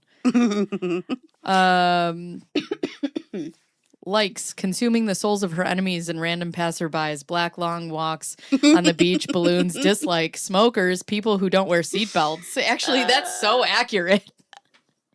Except for the seatbelts. I always make everyone wear their seatbelts. That's what he's saying. People who don't wear seatbelts. Oh, yeah. Yeah, I got hit by a bus before, and I had a seatbelt on. So I tell everyone, wear their seatbelts. Justice for Rachel. So something funny about Rachel that we learned is that manifestations are true and sometimes not in the way that you... Yes. Sometimes not in the way that you want them. She used to tell everybody that she was mad at, like, I hope you get hit by a bus. Yep. And then she, in fact, got hit by a bus. I did. It was funny. It hurt, but it was hilarious. It's funny because you're still alive. Mm-hmm. Tell us your story. Any like big metro bus system, they're huge. And I was visiting my cousin, went to the gas station to get some snacks, and I was going back home, and I was at a complete stop, and a CTA bus just ran right into the back of my car, and I was like, what the hell was that? And I turn around, and I'm like, there's a bus in my back seat. I didn't know where I was for a minute. My passenger was like, what the hell? And the firemen were fighting because none of them wanted to take us because it was Chicago and the next town over. And they were like, no, you take them. They're like, no, you take them. And I'm like, can somebody fucking take You're us? like in a neck brace. You're like, hello? Yeah, I'm like, can somebody take me? My spoiler's across the street. Let's just make this stream about Rachel. It is about Rachel. No. I came for the tea. She was hit by a bus, Mean Girls style. Oh, God, no. My mom thought so, though. Oh, my God. Somebody said, I imagine she's an Aquarius. She's a Pisces, actually. Oh, we're crazy. Big Tiff Dog. My near-death story is also hilarious. Oh, no, that's not my near-death story. I was chased with a butcher knife by a psycho. That's true. I was not Mhm. there, but I do remember that story. That was intense. That was scary. Yeah. Let's see. You have to make the bus story funny. Yeah. Like in How High. Yes. What was that bus story? I don't think I've ever seen How High.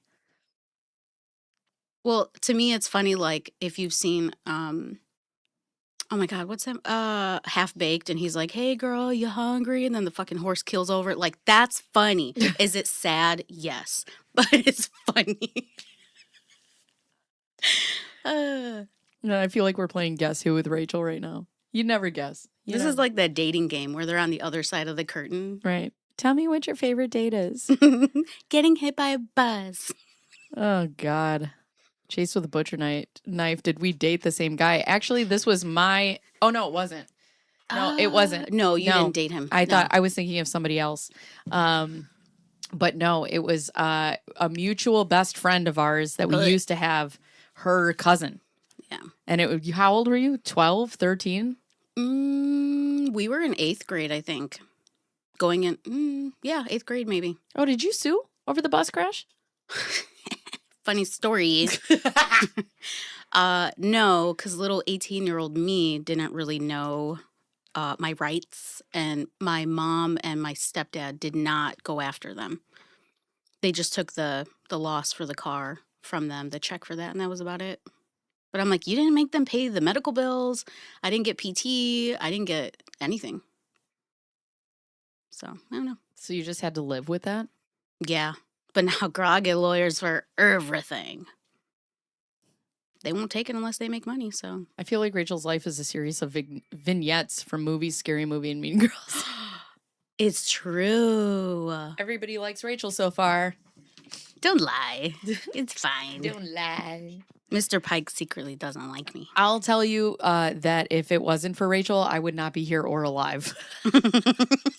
I'm trying to think of any specific things that I could say. Yeah, that's true. Yeah. Well, no, that's true.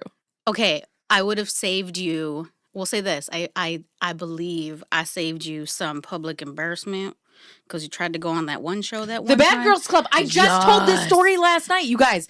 I wanted to be on the Bad Girls Club when I was like 18 to 20 so bad. And Rachel's like, you would get killed. Well, I think they would have taken you 100% because I like they would have been like, yes, she's pretty, she's funny, she's like spicy, she's all the things, right? And you would have tried to fight the biggest girl. I know you would have. But I'm like, you got to make a point. It's prison rules. I was like, yeah, but they make them look bad, and I don't think it's a good idea. You know, I wish I knew you at 1820. Said nobody ever, Tiffany. That's not true. No, dude, I was a monster. Sisters Girl Gang Night. What was my Sisters Girl Gang Night? You were in a gang? Oh no, that was the night that we went to go pick up Pork Chop when her fiance took all or broke up with her, and we went and took all that shit. I wish you hit that bitch. Is that an adult venue? No, so it was a show that we had here called the Bad Girls Club, and they used to put like 9 girls who were just like fucking crazy in a house, and they all used to just like beat the shit out of each other. And I'm like, I want to be on that show, and Rachel's like, please God, no. There was I love body cam videos. There was a body cam video. One of the girls who was on Bad Girls Club or something like that was dating like a U.S. runner or some shit. So ratchet. The shit in the street they were fighting about and the arrest, all of it was just insane. And I'm like, see, that's the kind of shit. You don't need that. Yeah. No. Also, probably would have made out with some girls in a hot tub. Probably. Then my noni would have died. Oh my God. Well, can you imagine if your grandpa was like, hey. I'd be dead.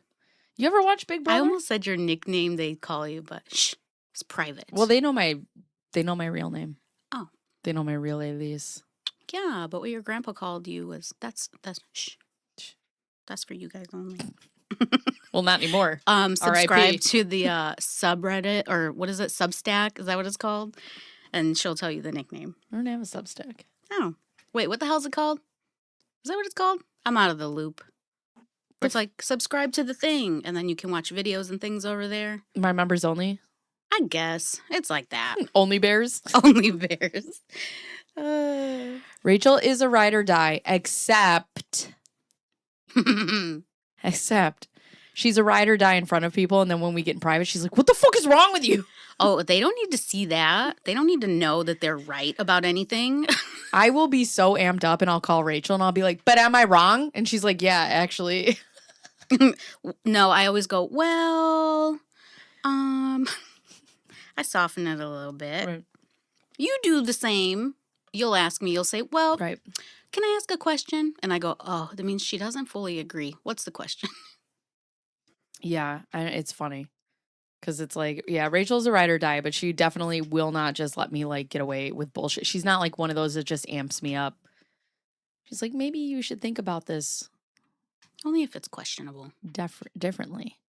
You read the Substack every day. I've never been on Substack. Do you have any Substacks? No. The only thing I know Girl, about I'm Substack broke. is Who am I subscribing to like that? Evan's like, I have a Substack. You don't? What are you, poor? Peasant. I don't wait in line. you fucking pores. Oh, God. Did I ever tell you the peasant I don't wait in line story? No? When I was working at the last place, this girl, funny story, she directed, or I don't know what their titles are. She was a director or some shit for Dancing with the Stars, some bullshit. And I'm like, how the fuck did you end up here, weirdo? But she moved back to this state, was working there in management, and she went to go get Starbucks. And everybody was like, oh, you came back really fast. She goes, yeah, I don't wait in line. What do you think I am, a peasant? And I was like, oh, ew. I don't like you. You're nasty. I don't wait in line. Oh, my God. Apparently we're peasants. She sounds just like Bacon. We are, yeah. That happens. We are those people. You know, like your Menzies line up, your voices line up. Your Menzies. Your Menzies. Which is funny. I should be getting my Menzies soon here. And if I don't, Uh-oh. no. I'll be like, you need to drive me to the clinic, girl. No, I'm too old to have a baby, but I am not too old for perimenopause. And I'm wondering if maybe we're starting. I think I'm there with you. That would be great. I found a little hair over here. Girl. And I was like, oh, God. And Aaron's like, what is that? I was like, hormones? I don't know. I have one long hair that comes out of my chin. Ooh. No, not me, you. Oh, yeah, no, it was right here. I have one that grows straight out of my fucking forehead for no reason. It's just a white hair, and it's just like... It's your unicorn horn. Perimenopause sucks for my wife, but she's a trooper. Oh, highly recommend a cooling blanket. Oh, I would love that. I just want to sleep in a bag of ice. See, but I'm always cold. Nice. Hey, what's your HCG today? Do you know? HCG? Is that a blood thing? Just give me a number. 2?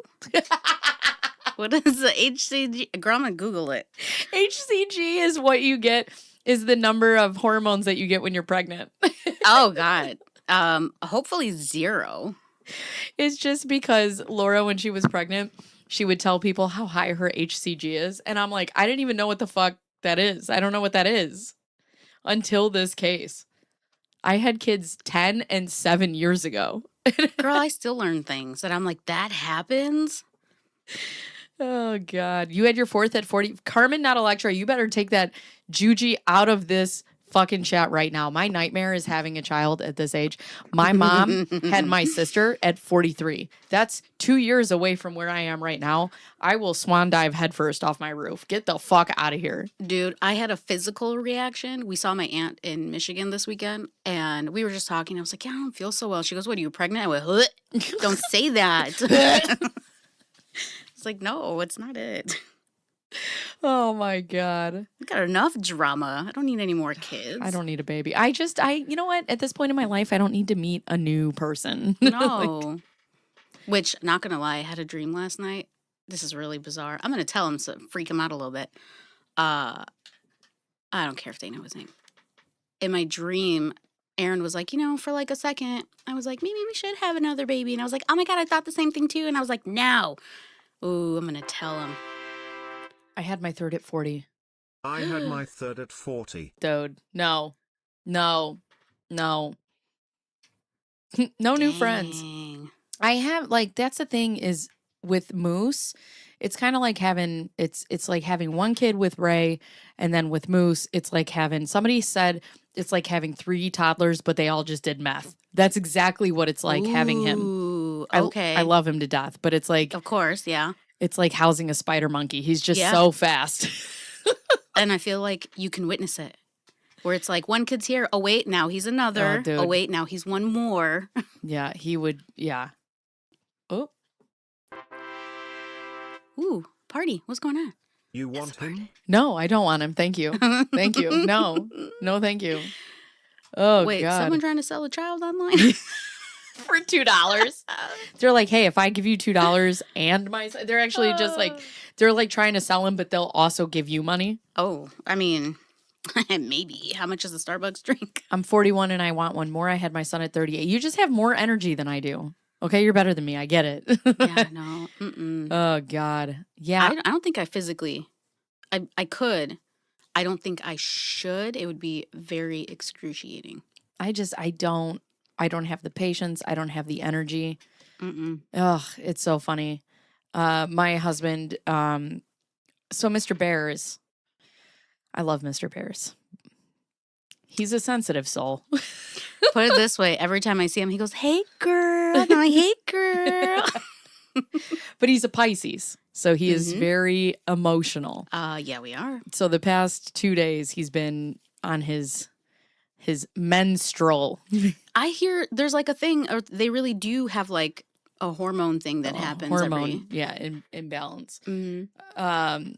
But yeah, so last night he was on some shit. He gets overwhelmed. He comes home, the kids are screaming, the house is a mess. It is what it is. And I'm just like, I do not care. I don't care. I love you. I'm going to bed. I cannot manage another person's emotions. And this morning when I get up, he's like, he texted me. He's like, just call me. I want to talk to you. He's like, I'm sorry. I was like that yesterday. And I'm like, I can't imagine doing that for a child now. Yeah. Because I can't, like, if there's a baby, I can't be like, don't fucking care. Yeah. Don't fucking care.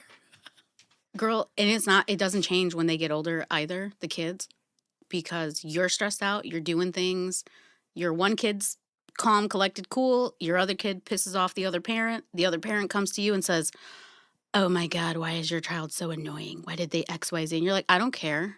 What do you want me to, leave me alone, please? I can't. That was the one thing when I had a kid, was like, that was the priorities that changed. As soon as I had a kid, I just looked at him and I was like, oh, you're a fully functioning adult who doesn't need me at all. And I'm like, I just don't give a shit anymore. You can feed yourself. You can, all the things. If I want to feed you, you're lucky. Right. Otherwise, please leave me alone. Yeah, when I had my child, somebody told me it never gets easy. It just gets different. Boy, ain't that the fucking truth. Mm-hmm. There are moments that are easier. Yeah. And then there are moments that are a lot harder. And sometimes the kids will take it easy on you and only one of them is fucking up at a time. And then sometimes they're like, tag team. And then you're just like, I'm going to kill myself. I had 2 kids, but they were 20 years of the fuck. No way. What is... Aaron is, I think, 12 or 13 years difference than his oldest sibling. I feel like in some families you can't really tell because you're close anyways. Like you and your youngest sibling are really close. But I mean, we're 23 years apart. Yeah. In some families you can't tell. Yeah. There's a smaller age gap between me and Ham than there is between me and my mom. Wait. Holy shit. No. A bigger age gap. Sorry. Wow. Because between me and Ham is 23 years. Between me and my mom is 20 years. Yeah. We have 2 boys 8 years apart. That's the other thing. I couldn't imagine, because I have 1 boy, 1 girl, and they're so wildly different. I couldn't imagine having the same sex. Dude, even if they are, my 2 are completely different people. Completely different planets. I just feel like females are more mental games where little boys are just trying to kill themselves all the time. And you just have to like try to save them. I think I gave my kids too much anxiety. Otherwise, they might try to, I don't know, like we did when we were kids. Let's go climb this thing. Let's go climb the things we're not supposed to climb at the park and almost die. Yeah. My kids are like, no, that's dangerous. We shouldn't do that. And I'm like, oh my God, what did I do to you guys? Dude, my son's intrusive thoughts win every time. Stepping into bonus roll at 40. No, you're going to be fine. I believe in you. You can do it. Yeah, that'd be fine. 3 is tough. I genuinely don't know how people do it with more than 1. 2, we were like, okay, 2, you have man-on-man coverage. Yeah. I'm essentially a single mom. Yeah. My husband is never home. Yeah. So it's just fucking zone defense all the time. Yep. Age 3. So, yeah. 2 was fine. People talk about terrible 2s. 3 and 4, I'm not sure my daughter was going to make it. I was unsure. I was like, I'm going to fucking kill this baby. Oh my God. And I felt so bad. I would go to bed crying and I'm like, I think I fucking hate this baby. Like, I think I hate this baby. You're just overwhelmed. Oh my God. I remember she was over at our neighbor's house and she would not come out. And she was like hiding behind the couch. And I'm like, I had had enough. I picked her up. I was sweating. I put her under my arm. I didn't even have her shoes or socks. And my friend's like, do you want her shoes? Or I'm like, fuck it. We're out of here. We just left. And I just fucking left. And I came home and I was just sobbing. I called my sister. I'm like, come get this fucking baby. I'm like, ah. It's a lot sometimes. Yeah. She's She's good now, though. I think the problem why parents will feel so guilty is, one, you don't like to feel that way. But two, everybody makes it look on the outside like everything's perfect. We're always happy. I don't yell. I don't this. I don't that. That's bullshit. Yeah. No. Everybody's got something, and it's fine. As long as you're not killing your fucking kids. Relax. Yeah. Don't hit them. You don't have to call them names either. I mean, they're not going to die if they have a nugget. Some people are like that. Don't feed my kids chicken nuggets. Fuck you, feed your kids. I don't know. It couldn't be me. Mm-mm. Couldn't be me. I remember we were talking about potty training, and a girl that I worked with was like, I would never bribe my kids with something they have to do. And I'm like, okay, cool. You're better than me. I don't fucking care. So be like, so how many times did you clean up shit and piss off the floor? I'm curious. I'm like, I give my kids M&M's on the toilet. I'll give them fucking diabetes. So I did don't we. We care. had some little jelly beans. Right. Couldn't be me. You know, it's so funny. I never, like, that was never the thing. Hey, thank you, RJ. Yay. I don't know. I didn't have like a list of things that I wasn't going to do when I had kids. But none of that stuff stresses me out. People are like, can they have pop? Yeah, I don't care. They can, whatever. I don't care. What can't they do? They can't drink alcohol. They can't smoke pot. And they can't fucking lie, cheat, and steal. Don't do that. Dude, even my youngest, I let him swear sometimes because he's got to get it out. He's on the spectrum and he handles things internally a lot. And so when he finally wants to open up and talk, I let him. And sometimes it's like, Mom, can I tell you what happened today? And I'm like, yeah, what happened? My teacher wouldn't shut the fuck up. And I'm like, okay, so why did it make you mad? What happened? And just sometimes there's some F-bombs, sometimes there's a bitch. And I'm like, you know what? I swear all the damn time. Go for it. Mm-hmm. You're not swearing at me. You're not swearing at your teachers. It's just in story format. Go for it. Yeah. My daughter is like, Mom, you're swearing again. And I'm like, yeah. She gives you the judgy eyes. And she does. She's like, don't say that. It's a bad word. I'm like, all right. Ugh. Military spouse, married, single mom for 9 months. Somehow it actually more work when, oh my God, when it's more work when your husband is home. Yeah. Yeah. I have, so my husband gets 3 weeks of vacation next year. I think he's got 4 weeks. Ooh. And every time he has vacation, it's usually a home staycation. And we're like, well, we're going to see how this is going to go. Either I'm like, I'm happy to have you home, or I'm like, go the fuck back to work. Because I just have such a system and I do everything by myself.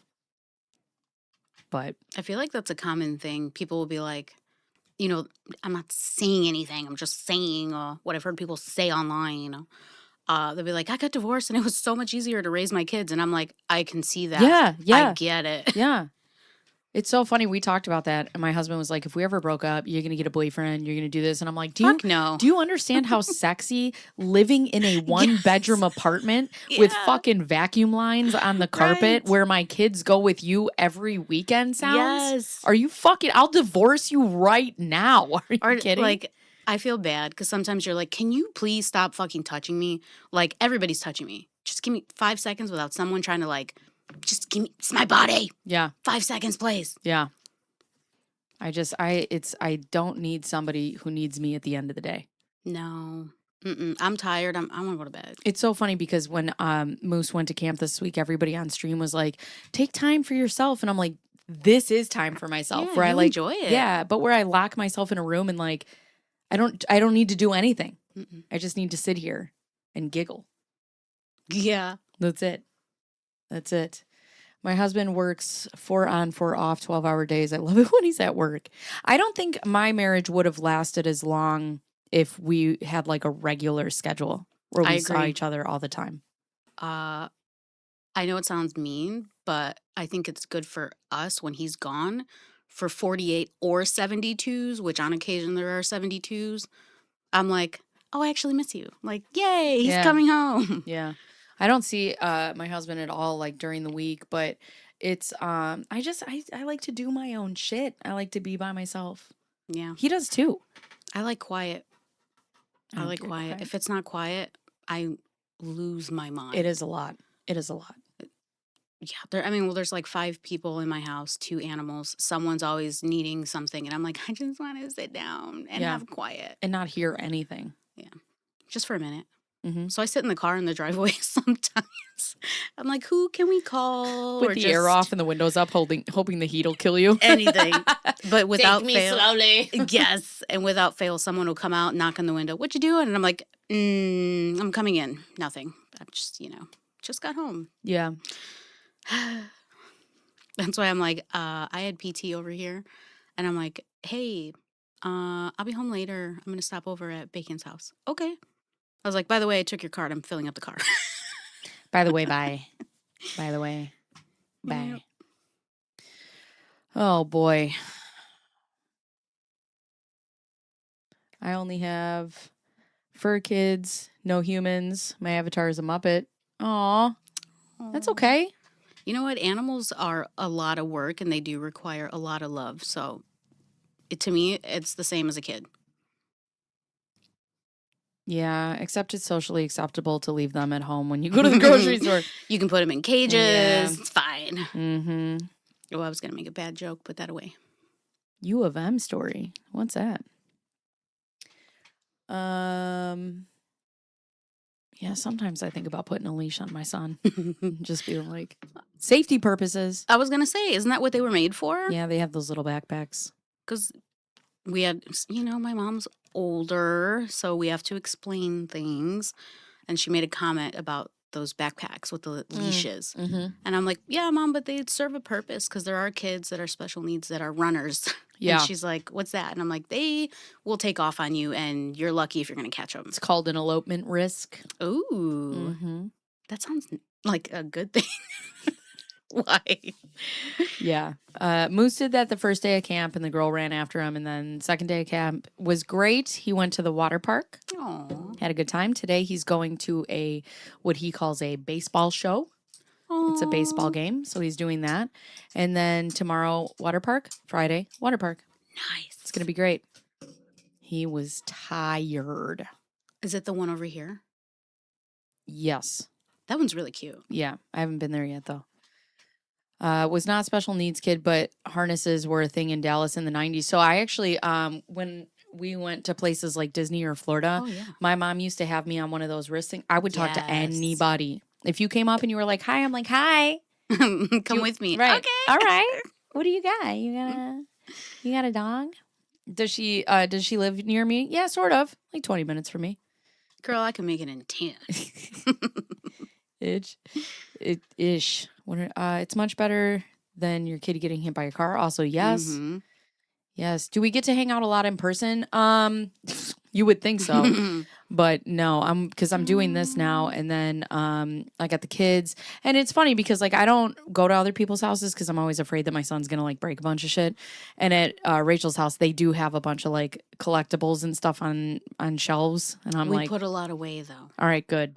And anything that gets broken, I don't give a shit. I Shit give a is shit. replaceable. I give a shit. And I had, But I'll bring him to your house. I had little kids. They're big now, but I had little kids. Yeah, he's just like he's a bull in a china shop. He doesn't realize like how big he is and how strong he is.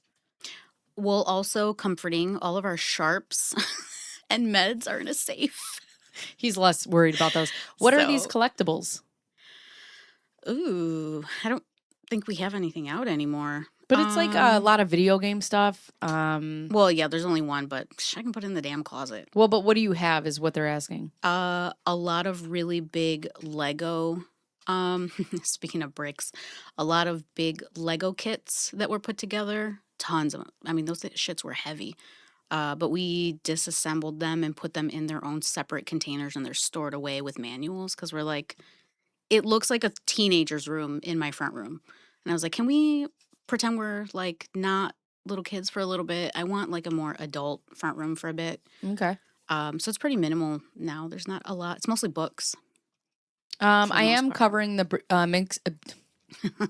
bricks and minifig stuff. That's on Friday. We're doing minifig Fridays. So yes, we watched episode 1 and 2, and then we covered CoffeeZilla's video last Friday. So I'll be doing that, or maybe it was last Friday. So we'll be doing that every Friday to catch up. Nice. Is the guy young who like ripped off the person? Okay. Because there's a place not far from here. It's like in the area where they do that. They have like a bricks meetup, and it's that company. Shut up. Swear. So I was like, wait, is this the same? It's apparently the same fucking thing. So, okay. So this dad has every single collectible from Star Wars that you could think of. Yes. His set is worth over $100,000. So his son is like, okay, let's go to this bricks and minifigs place. And they are a trusted dealer instead of the dad trying to sell this stuff on his own. So he's like, let's go to this dealer. So the dealer comes in, and it's a franchise. So then the dealer, so the owners of this particular franchise store is like, yeah, we'll take them in, we'll do all your inventory, and we'll help you sell these things, and then we'll get a commission, and you'll get whatever the cut is, right? Well, then right after this happens, the corporate comes in, the owners of Bricks and Minifigs comes in, and they take over the store, and they take the There's one by my house. The icon is what my little one's phone. That's the other one. I have a DJI Osmo. I need to put it on a backpack and go in there. Yes. Field trip. Backpack. Oh my God, I'm so scared. Oh my God. So then corporate comes in, kicks the owners out. They're like, we're taking over your fucking store, said that they weren't paying, they were behind on their payments. I don't know if that's true or not yet, but they're like, we're taking over your store. Well, in taking over the store, they had the contract with this guy who had all these Star Wars collectibles, but then they were like, we'll take over the contract knowing that this inventory was in the store. Well, they get separated. They will not give the inventory back to the guy or what he's owed. They're just like, oh, it's not here. It doesn't exist anymore. Liars.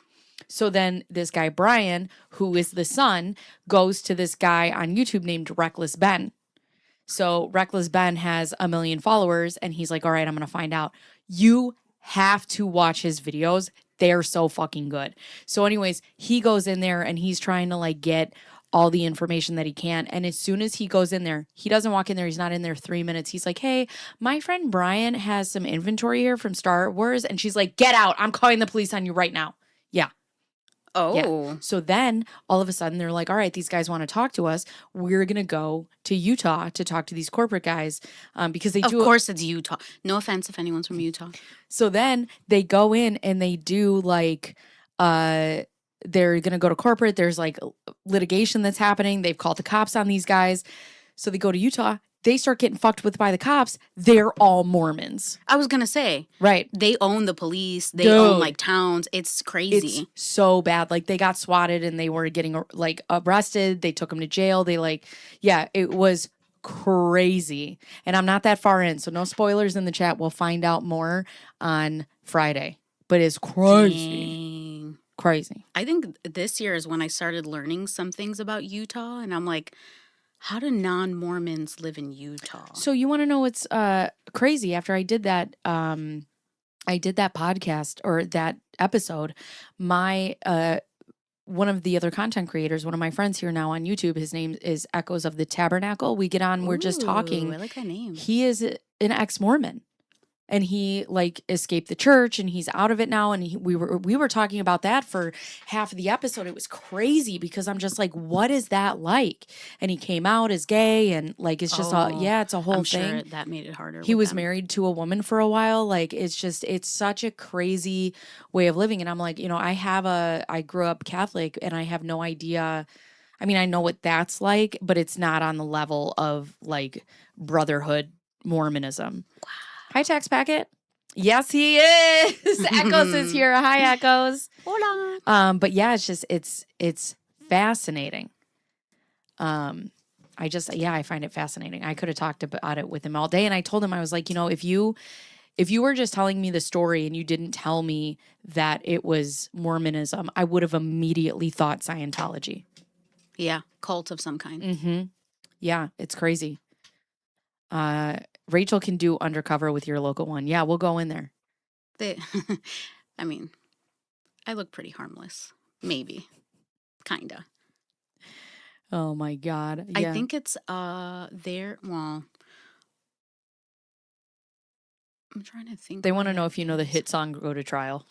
My Laura Owens "Go to Trial" song. Yes, I do. Did you put it on Spotify? Not yet. I guess I should. Can I do that? I think you can. Bro, can you imagine if that? Listen, I know I'm already on her fucking hit list. I know. I'm waiting to open Who's my gonna door. do her hits? Honestly, she gonna send you death threats in the mail somehow from Yale? Oh Like, God. Oh, Tax Packet says hello. oh hi. So yeah, but anyways, the bricks and mini fixing. Like we were sitting here and I was like, okay, I need to get off some Laura Owens shit. Like my brain is starting to smooth over. I'm starting to become baby no thoughts. And then and then I start watching this. My fucking heart is racing the whole time. It was crazy. Ew. Speaking of racing, do you get that? Where like obviously with that you did, but you watch just things in general on YouTube or whatever, and you're like, I have so much anxiety right now, and it's not happening to me. What the hell? That's TikTok. Actually, that was me listening to Ron and Jan Owens getting blasted by the DOJ about their bankruptcy. I was like, I feel like it's happening to me. It was so bad. Ugh. That's crazy. I get very curious. I don't know how bankruptcy, I mean, I know how you file and all that, but I get so confused how somebody can file bankruptcy of their company and then open up another one like shortly after that's a very similar company. Oh yeah. And I'm like, but like over and over. Why and I'm are like, you how allowed do you get to do that? Yeah. Yeah. That's crazy. Because like Aaron worked for a private company before, and before it was that company, they had filed bankruptcy and they had opened this one recently. And then when he left there, they had filed bankruptcy again and opened another company right after. And I'm like, how? It's the same two owners. How do you guys get to keep doing that? Yeah. Yeah. You should not be allowed. Like you've proven you're not Your business model sucks. yeah, you're just not responsible as a business owner. How? Yeah. I don't know. With this family too, it's like so Laura got she had to pay the sanctions for Clayton, so she had to pay him like over $200,000. And so then she's like, all right, well, I'll just file bankruptcy. And then in her bankruptcy hearing, she's like, I've never had a job. I've never had a W-2 or a 1099. Lies. Well, or maybe not, but also yeah. on her LinkedIn, she's got like 4 LLCs where she's like, I'm a CEO. Of what? So Girl. Me too, bitch. The fuck? Ugh. She had to have paid herself, so you obviously have a form for one of those companies. Yeah. Well, and then her parents filed for bankruptcy, and then BK wipes the slate clean. Right, but if it wipes the slate clean, like you shouldn't be able to do that same thing over and over and over again. Like as a regular person, not a business, you can file bankruptcy, but then you're not getting credit cards, you're not getting a mortgage, you're not getting anything for like 8 years. Yeah, 7 or 8 years, yeah. So why do they get to do it for Yeah. business? It doesn't make any sense. Yeah. I don't like that. So when we were uncovering all of this, oh God, I wish I could throw Tiff in on this conversation, but I don't know how right now. But they wait, what? So glad for this break despite great ones.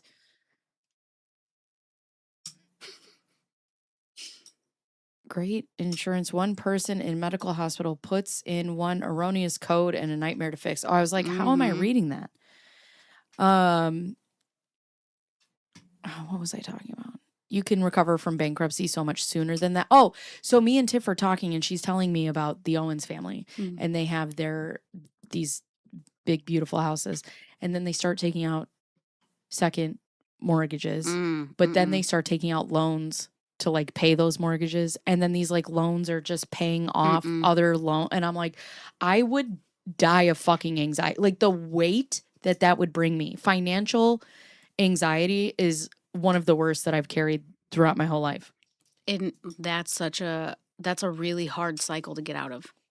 That's the same like use your credit card, pay it off. Use your credit card, pay it off. Like if you're using it because that's all you have and then you're putting all your money towards it when you're done and you get paid, but then you're using it all again, you can't get out of that. So they That's had hard. a GoFundMe and they just went through this hearing with the DOJ and the DOJ is like, so you had the GoFundMe money, which you used under necessities. You put your Macy's credit card that you paid off with GoFundMe money. Girl, no. Yeah. Oh, and by the way, yeah, that's a great point, Evan. This family, so Ron Owens, Laura's dad, is, as she would explain to you, a KGO Hall of Famer radio show host who Oh my God, was nobody making, cares. right, What? like $1 million a year, and her mom's a journalist, whatever. Between the two of them, The journalist is interesting though.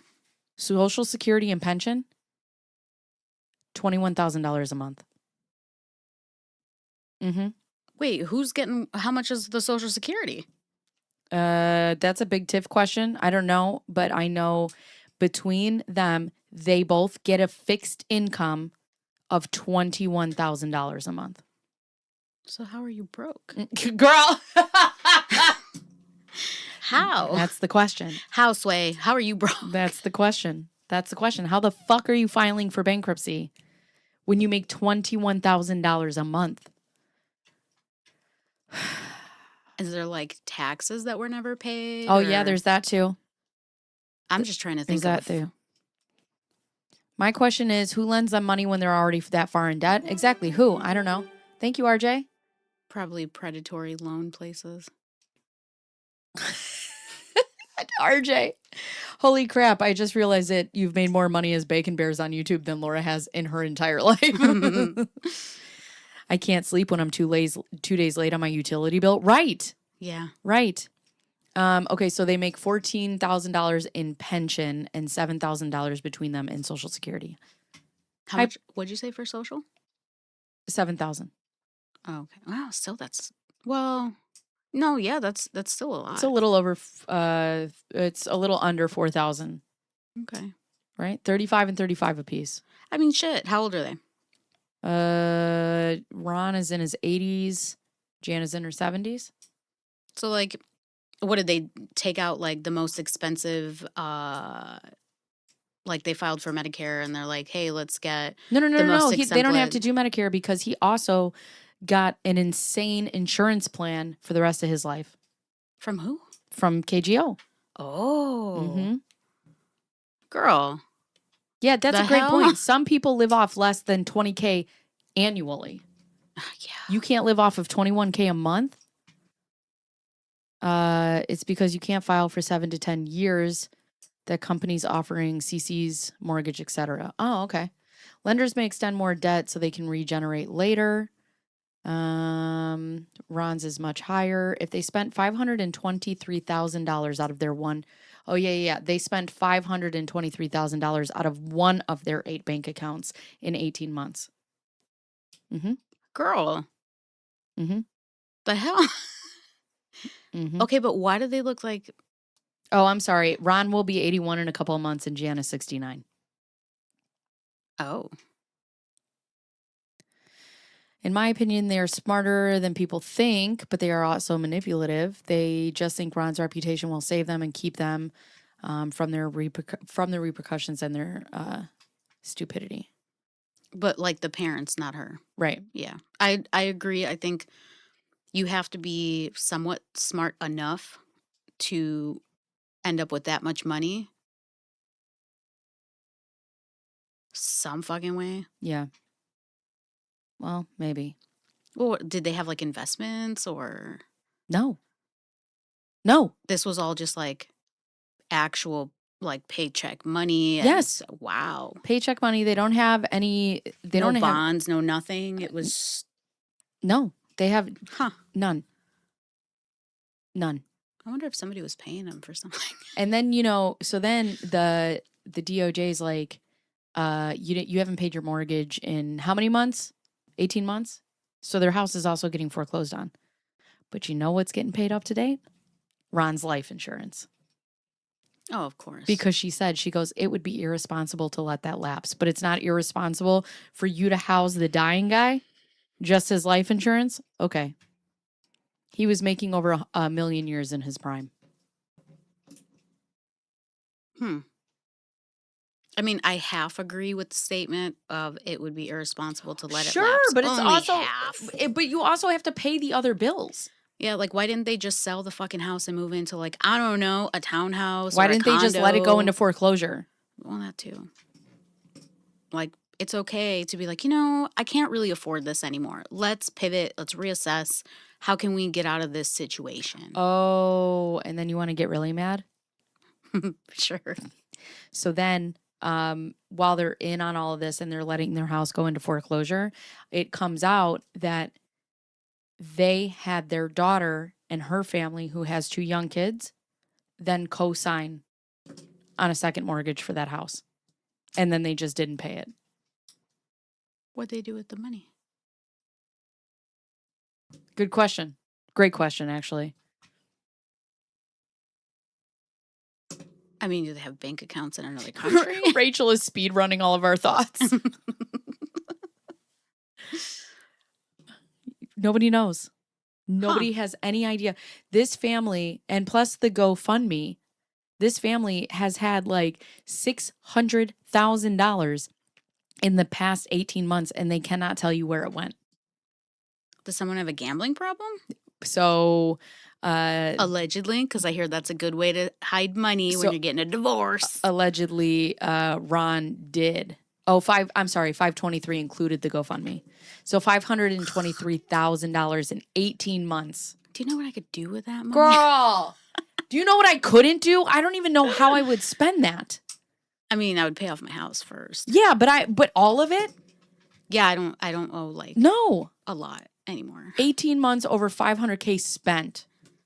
That's insane. Did they buy new cars? Like, What did they buy? Fucking 60 of them? did they go on vacation? No, they don't go anywhere. They don't do any. Well, they eat at House of Prime Rib a lot, I guess. Is one of them anemic or something? I don't know. I don't know. Is that it? Do you need a lot of red meat? I don't fucking know. Huh. And they put they blew through $800,000 in less than a year between 2022 and 2023. Wow. Without, and all like this now without making a house payment. How long does it normally take for your house to go into foreclosure? I feel like for us normal people, not very long. I was going to say, isn't it like so many months? Like you stop paying and then you get your notices and blah, blah, blah. Right. And then after a year, like you're out. Like they're auctioning your shit off. Well, you know what I didn't realize is that they're leasing a car right now. Oh, that's my favorite. We got money, but I'm leasing this expensive car. A lot of people think that the money is going to pay for Laura's lawyer. It's not, is it? No, it might be. So she put down as one of her creditors, her daughter. She gave her. So here's the other fucking thing. So then they ask her about it and they go, did you give your daughter Sarah $21,000? And Jan goes, $21,000. When was that? Bitch, I can tell you when I spent $100. You can't tell me when you transferred someone $21,000. Maybe it wasn't her. I don't know. Like, like, for example, I have access to my mom's bank accounts, right? Because it's just us. So if something happens to her, Right. So I can, on my app, transfer from any account to blah, blah, blah. Maybe her daughter has access or someone else has access to her bank accounts and is moving money and she doesn't know. Not that I'm saying she ain't a part of the crazy, but maybe that's why she doesn't know. She never saw it. Maybe. Maybe she doesn't know the when. But she does know why. She said it was for credit card stuff. They put stuff on her credit card and then they paid her off for that. So what everybody's thinking is that Sarah paid for Laura's lawyer on her credit card and they're paying her back for that without them being traced to be the ones that's paying for the lawyer. Because also, Jan, because oh yeah, but Jan does know. But here's the other thing, right? So now Laura, aside from being pregnant, aside from having PTSD, anxiety, depression, PCOS, fake cancer, also now has a diagnosis of autism. I saw. Right. So she is disabled, and she can't leave the house or do anything without Jan knowing. But when Jan was asked about who is paying for her attorney, Jan goes, I don't know. I don't know who's paying for her attorney. Why would they not want people to know that they pay for it? Just because? Because they're filing for bankruptcy. Mm. Big tip dog. It's going to blow up in their faces so spectacularly. Mm-hmm. Secrets never stay secrets. Mm-mm. That's so stupid. Like, there's always a trail somewhere of everything. But then do you know what a clawback is? What's that? A clawback is when like a bankruptcy court can come back in and be like, no, we're getting that money back. So then they can go to either Sarah or Laura's lawyer and be like, that money is fucking ours. Give it to us. I like it. I like it. I like it. I mean, shit. 10 out of 10. If someone can do things like that, but yet you have someone who needs assistance, right? For like example, if you have a parent that you care for who's on Medicaid and they pay for all these things and blah, blah, blah. In this state, they can come back and when that parent dies and say, we would like all that money back. And then you, as the child who's grieving, is now tasked with trying to get money back from their estate to give to the state. Okay. And I'm like, so that's why I get so mad how these people get away with bad things when there's people who need things. And the state's like, we want money. Big Tip Dog is singing your praises. Oh, thanks. Oh, thanks. I'm just for the people, just not the bad ones. Yeah. Well, I mean, that's the thing. And I talk about this all the time with this family. I'm like, and you and I have this conversation a ton about how there's just certain people who get to move around life and they just don't have to fucking follow the rules. Mm-hmm. Ever. It must be nice.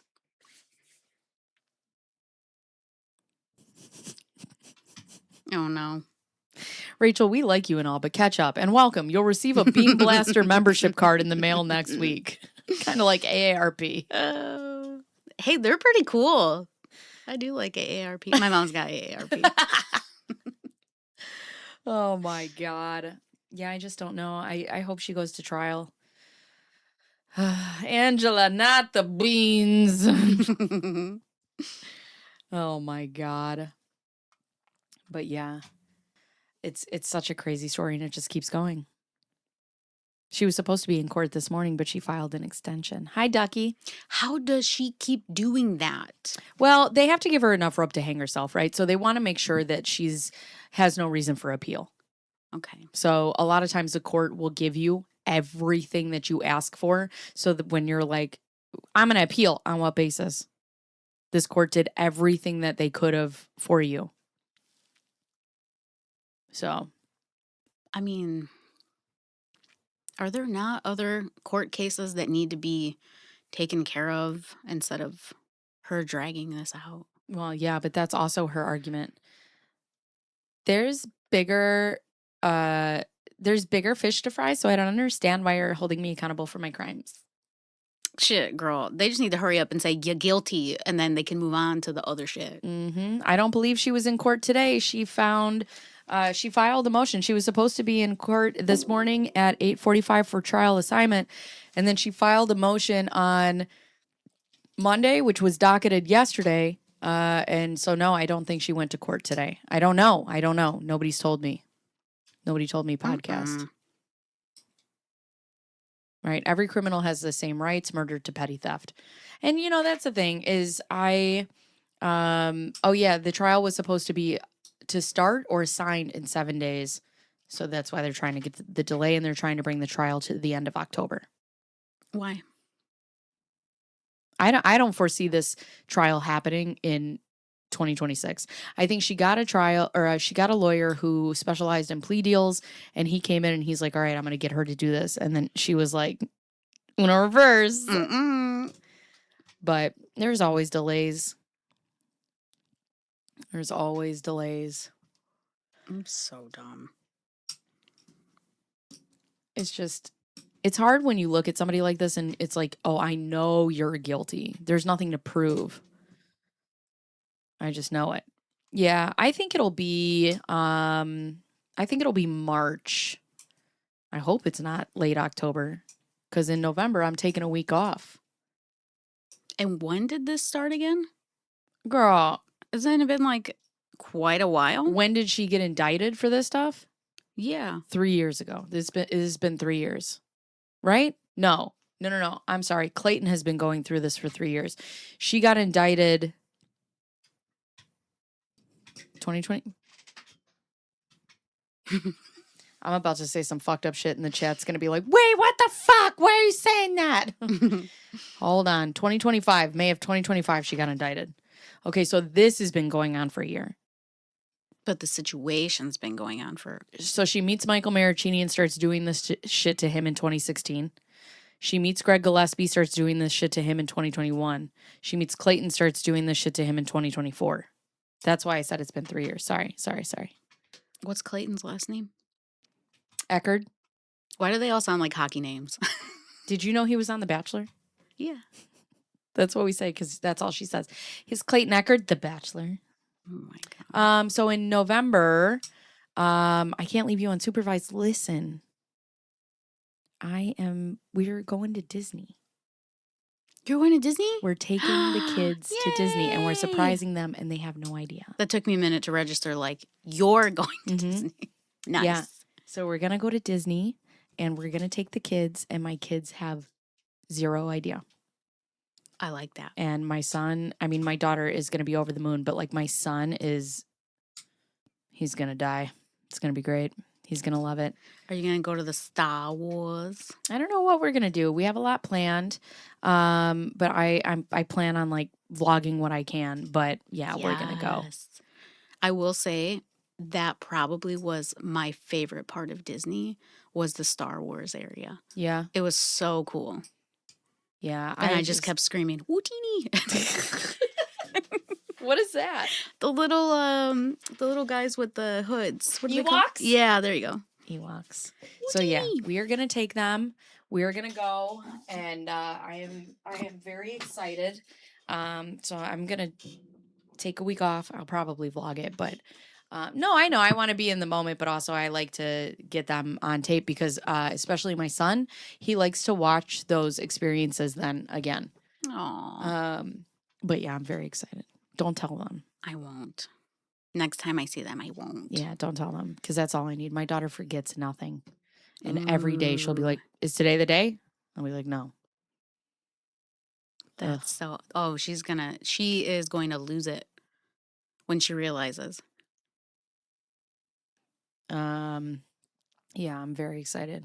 We're going to get her to go to like the Bippity Bop Boutique. Ooh. Like be a princess. And yeah, it's going to be cute. I can't wait.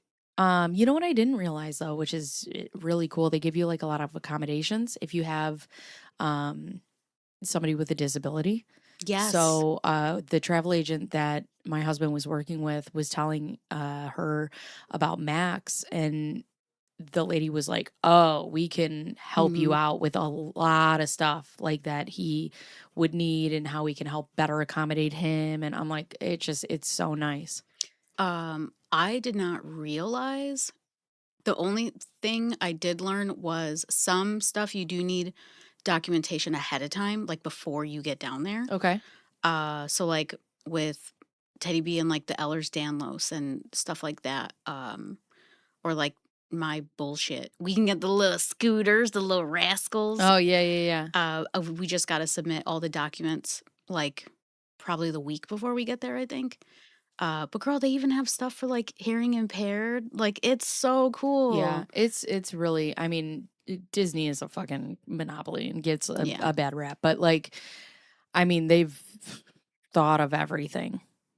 They've Oh, yes. thought of everything. But yeah, I'm excited. You're going to love it.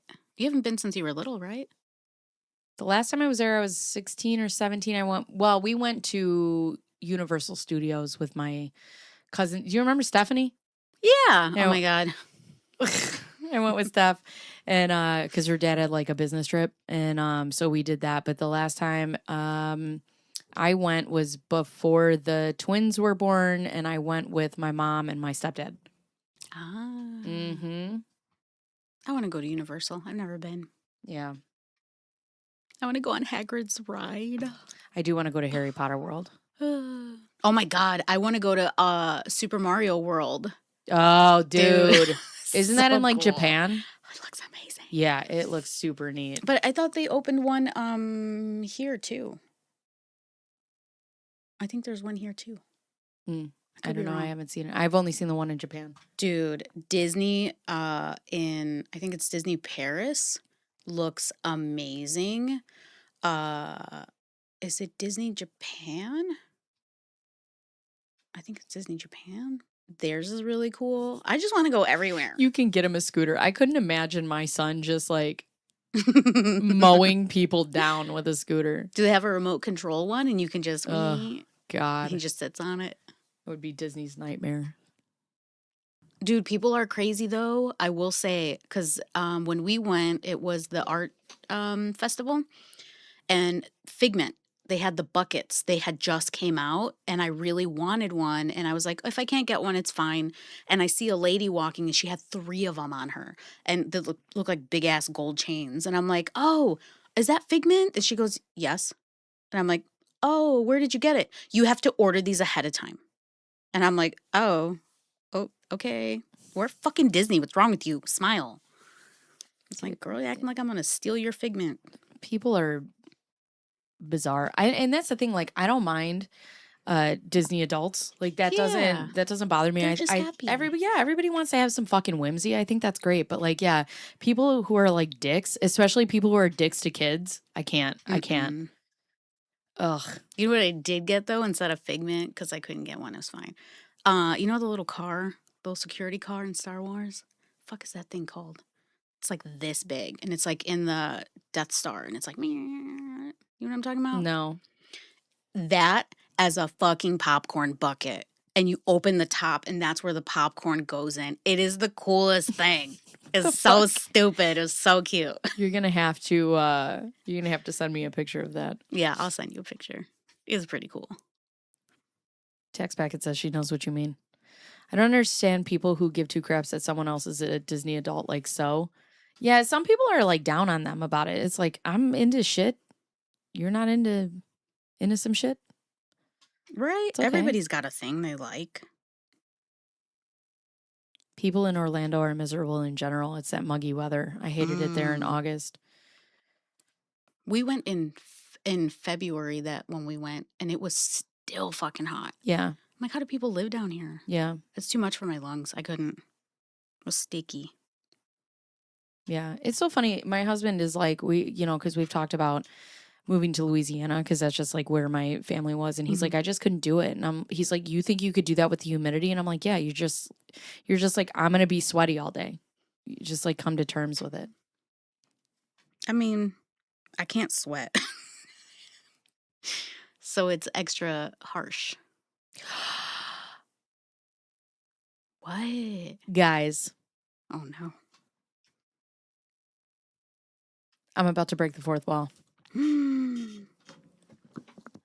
All right. There's been a little disagreement. Uh-oh. I may or may not have told my chat that I found out the craziest thing in the world. How crazy is it?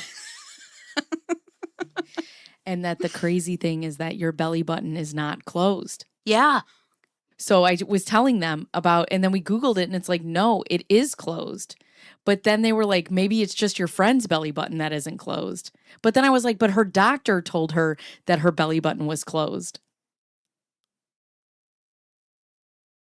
So tell your story first. Okay. Hold on a second. Ew, are you guys talking about my belly button online? No, I was just like, do you guys want to know like a fun fact? Somebody said she's belly button girl. I am. Because I had said, I'm like, do you guys know that your belly button is your old mouth? And then I was like, oh my God, do you guys want to know a story? She is. Yes. She is belly button girl. Yes. How did she explain it? Like it goes in your body. Like it's deeper than you can see. Like you can't, like if your doctor tries to look in there, they can see it. That's why they can like go in for surgery through your belly button for shit. But do I know if it's open all the way, connected to something? I don't. Well, then I maybe? told the story. Definitely. It has to be though, because here's the thing. I'm confused. But either way, I like woke up and I was like, oh, what is this shit? I feel something on my belly button and I'm like, what the fuck is that? So I get a Q-tip and I'm like, my belly button's bleeding? Like what the fuck? But apparently that is something that happens to women who have I forget what the condition is, but it has to do with fuck is it called? Where your uterus, the lining shit grows outside the uterus.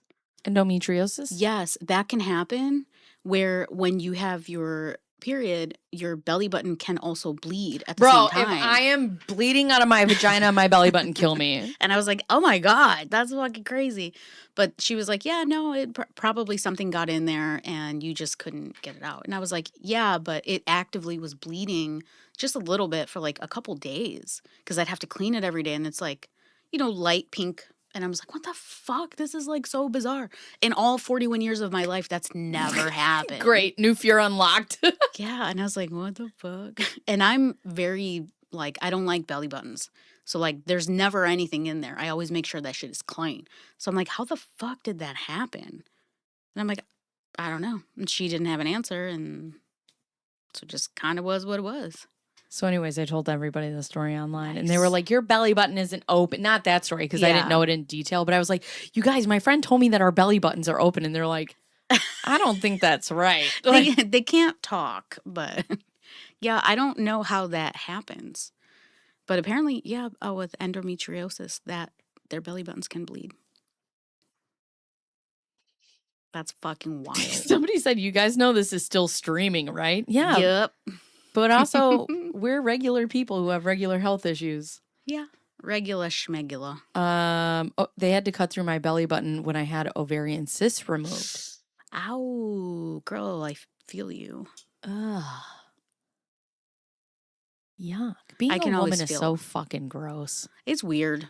I can always feel when I have a new cyst in my ovaries, and then I'm like, it's gonna pop. And then, ooh, when it pops, it's fucking painful. Feels like somebody stabs you really quick. Ugh. Sometimes you'll have to like go get it checked and they're like, oh yeah, there's the fluid, there's the blah, blah, blah. It'll be gone in a couple days. Give it time. My tubal ligation was via my belly button. They took my appendix that way. See? Ooh. See? And all you motherfuckers wanted to argue with me. I wonder if it's just a less scarry way to go in and take things out, maybe? Maybe?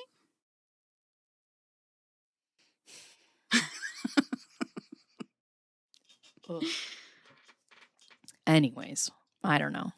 So how about them belly buttons? Rachel's got a lot of health knowledge.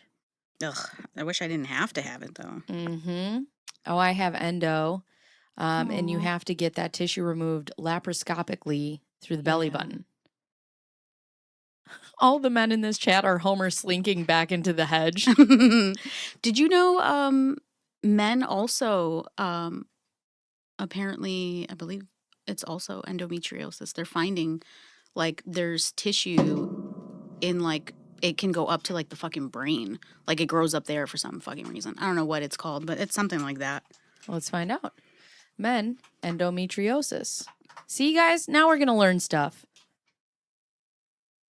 True Yeah. friends stare at their friends in disgust. While exceptionally rare, endometriosis can occur in biological males. Only about 20 cases have ever been documented in medical literature. It typically presents with localized abdominal or pelvic pain and bloody urine or stool. Hmm. Look at us. Yeah. But I guess the way it's really weird. Technically, it functions like a cancer, but they can't classify it as a cancer. But like, I guess they can also do treatments similar to cancer treatments to try to help. From what I read, don't quote me. But I'm like, this is kind of insane.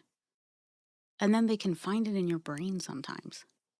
That's fucking wild. Endometriosis in my brain. After hours, you stay here and you learn something. God damn it. Don't you leave. There's some things I just wish I never learned. Because I'm like, I was fine not knowing that. It's fine. I'm very familiar with having this conversation. My wife of 38 years has PCOS and endo. We had the odds against us and still got 2 boys. Yay! I love a happy ending. Yeah. What is it about endometriosis that makes it difficult having children? I think because doesn't it cause a lot of scarring? Why endometriosis causes infertility? Oops. Let's see.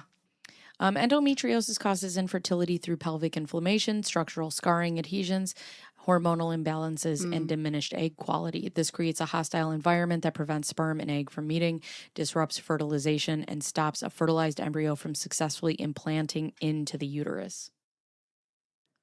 Yeah. That's a nightmare. That makes sense because it's likely autoimmune, like my MS is treated with what is essentially chemo. Oh. Yeah. Which I've been learning because of my journey into the weirdness, how much autoimmune diseases affect everything. And then it becomes a guessing game with a bunch of specialists to figure out, is it something else? Bye, Sarah. Or is it the autoimmune? And then how do they treat it? Or is something coming up because of your autoimmune disease? And how do they decipher which one's which?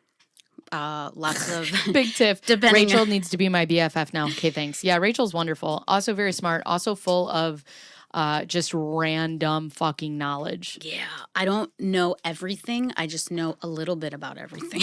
You know enough. Just a little bit. Like a lot of imaging, different types of imaging, blood work. Sometimes if they don't see it, they got to try to look for blood work. They have to look for other ways to see this thing presenting itself. Okay. So like my ankylosing doesn't present in the normal way. It presents in the other way where like my marker will be really high. And then like where my tendons meet the bone, like I'll get calcification starting like on my Achilles. That's where you'll see it there. Or like I have little, I don't know what they're called. My bone's trying to grow bone, but like on my spine. Rachel, I think you're my younger twin. Yay. And it's weird. See, I had this conversation with my mom about being open and talking about shit. Because she's, she's a boomer. She's like, we don't talk about things. What? Did you say what you had? Don't say it. I did. Oh, you did? No thanks said, shut up. I have ankylosing spondylitis. Oh, hey, twin. Twin. And somebody said, Rachel, exactly. I have systemic mastocytosis. Ooh. So when I get a new symptom, is it that or something else? Rachel, want to come play trivia with me? You sound like you would be a well-rounded partner. Yeah, so that's what Rachel just found out that she had that this year, last year? 3 years ago. So no thanks said, I have a bone in my Achilles. Ooh, ow. Big tiff. I also have spinal growths. Yeah. You're more likely to get a second autoimmune after the first. Hashimoto's here. Yeah. Look at us. You guys, I love this. I got diagnosed with RA after the ankylosing. No thanks. Rachel is my best friend now. My best friend. And now it's just monitoring for MS because it keeps like coming up, but not presenting how they need it to. And I'm like, bitch, no. How about you just don't ever present? Yeah. I don't want it. Yeah. Rachel has been finding out, I feel like it's been a windfall through the past couple of years more than your whole life. There's been a lot of different diagnoses. Would you like to name them? Shit. What do I got? Migraines. Literally was born with them. Okay. asthma happened when we were in high school because I got pneumonia, which it shouldn't have given me. It was walking pneumonia. I shouldn't have had scarring that bad, but I'm assuming it's because I had undiagnosed autoimmune at the She time. did say Ehlers-Danlos because her My son youngest. has it. Oh, I do have hypermobility, but I haven't been diagnosed with like Ehlers-Danlos, for example. But like my youngest, dude, they can pull the skin and stretch it from the forearm. Like they have all the boxes. Yeah. I don't have all the boxes. I just have kneecaps that pop out Ew. and like other weird shit. Yeah, I don't know. There's like a lot of shit. It's really annoying. Big Tiff talk. Am I Rachel? See, but this is why you should talk to your family about your medical history because it's important. A lot of stuff runs in the family and people never talk about it. Mm-hmm. Hopefully you can wear Rachel down and she will get comfortable enough to come on camera. We want to see our new best friend. The thing about Rachel is that she doesn't want to be on camera because she is a conspiracy theorist and she thinks that everybody's going to find out where she lives and what she does. I mean, no. She doesn't want anybody to find her. Well, I think mainly it's because I still have a kid in school. Yeah. And I say some wild things sometimes. I whatever. don't need someone being like, hey, that's my neighbor, or I know her kid. And then, because I'm still not going to watch my mouth in public. Yeah. No, well, it's funny because people at school will be like, are you on YouTube? No, you didn't. You didn't see Nope. me. Bye. Sure, I'm not. I have Ehlers-Danlos hypermobility type and grew up never knowing what was causing so many various pain issues. Mm-hmm. See, and when I don't care if people are like, oh my God, you're a hypochondriac. No, dude, like we are very thankful to have the insurance we have. And so my kids have specialists. If there's something and we find it and it gets diagnosed, you are seeing a specialist. I want you to be a healthy adult. Mm-hmm. And so like my kid's been in PT for quite a few years on and off because lots of body pain, back pain, leg pain, joint pain. Now is going to see a rheumatologist because they can't figure out, well, do you also have something else going on? Because they have a lot of the similar things that I have. Oh, yeah. We could make you an animated avatar. Ooh, can I be an animal? Yeah. You could be whatever you want. You want to be a furry? No. What would you What would you be if you were a furry? Somebody said I would be a honey badger. Oh, I could see it. I don't know. A lizard. Tiff says, I was a hypochondriac until I was diagnosed. And I was like, wait, no, never mind. Right? Because everything is, I think you're stressed out. You just need rest. Although, I will say, I will give the stress thing to the doctors. Because I think all the stress of like the last 5 years triggered all of it to finally pop up and be like, yes, now we see it in your blood work and everything else. Yeah. There's a lot of stress. A lot of stress. That is what they tell all women. Yeah. Mm-hmm. That's why I request all female doctors now. I don't see dudes anymore, except for my pain management. But he is the fun. He reminds me of Patch Adams. Dude, do you remember that movie? Yeah. That is him. 100%. He comes in. He goes, hey, long time no see. Do I know you? And I'm like, yeah. I just saw you 2 weeks ago. Clown nose. Oh my God. Yeah. You have been unlucky. You had surgery on your jaw for what? Sure. Girl, all I did was go to get my wisdom teeth out. Oh, right. That's yes. it. Okay. Yes. But, not being responsible, knowing you have an autoimmune disease, you're immunocompromised, maybe you do one or talk to the rheumatologist first. I said, fuck it, let's do all 4. I don't want to pay for this twice. I was like, I'm a badass. We just suck it up. It's fine. You're like, just take these motherfuckers. Yeah. Biggest mistake. Had an infection. Kept going back to the doctors for 3 months, or the dentist for 3 months. Antibiotic on top of antibiotic on top of pain meds. And finally, I'm like, dude. He's like, what do you want, more pain meds? I'm like, no. Can you just figure out what's wrong? You're fine. I love that they're trying to paint you as a drug addict. Right. And I'm like, no, it's just, I want it to stop. And he's like, yeah, I don't know. It should be fine. It looks fine. okay. Sure enough, I go to ER after ER after ER. I had X-ray, CT, MRI. Yeah, we don't know. 2 weeks later, I go to Loyola, which I should have thought in the first place, a fucking medical school. They do an MRI or a CT, and he comes back in. He goes, so we need to do emergency surgery. And this is 2 weeks later after my last ER. I was like, why? And he's like, you have a bone infection. Now this is okay. Let's hold on because you skipped a couple chapters. Sorry, my bad. So you get your wisdom teeth out. Yeah. You go home. Yeah. What are you feeling? I knew something was wrong with this left side. Did you know right up immediately? Only because it wouldn't stop bleeding. Okay. And you have like a time frame that it needs to stop bleeding in. Mm-hmm. And it got to the point where I was like, all right, if it doesn't stop bleeding in the next hour, I'm going to have to call the surgeon. And then it thankfully stopped bleeding. But that's the side I kept having pain. And it wasn't healing as fast as the other side. Didn't you also have like numbness and tingling and you couldn't feel like certain parts of your mouth? No, that hadn't happened yet. Oh, okay. All right. Sorry. That slowly started in those 3 months. Because it was like, yeah, it was all of August, all of September, and almost all of October. And I kept going back. And I'm like, yeah, I'm having pain or I'm having this. And he was like, yeah, here's more pain meds. It looks fine. No imaging at any time. Never did anything. No blood work, no nothing. Okay, fine. So how many times how much time went by between when you had your wisdom out and when they're like, we have to do surgery right now? Beginning of August, like the first week of August was surgery. I had my Loyola surgery in, I want to say November 12th. Okay. It was like the week of my oldest's birthday.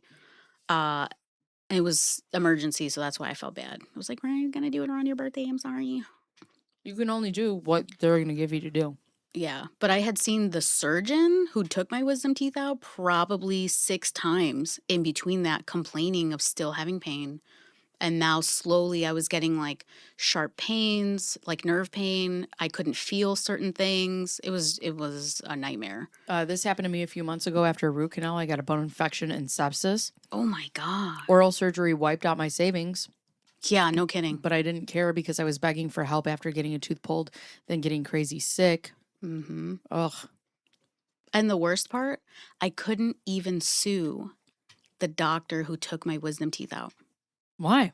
I talked to 6 different lawyers, and they were all very kind, and they took the time to talk about everything. But they said, because in the long run, which I think I still have probably 4 or 5 months left for this to be where it is, that's just going to be it.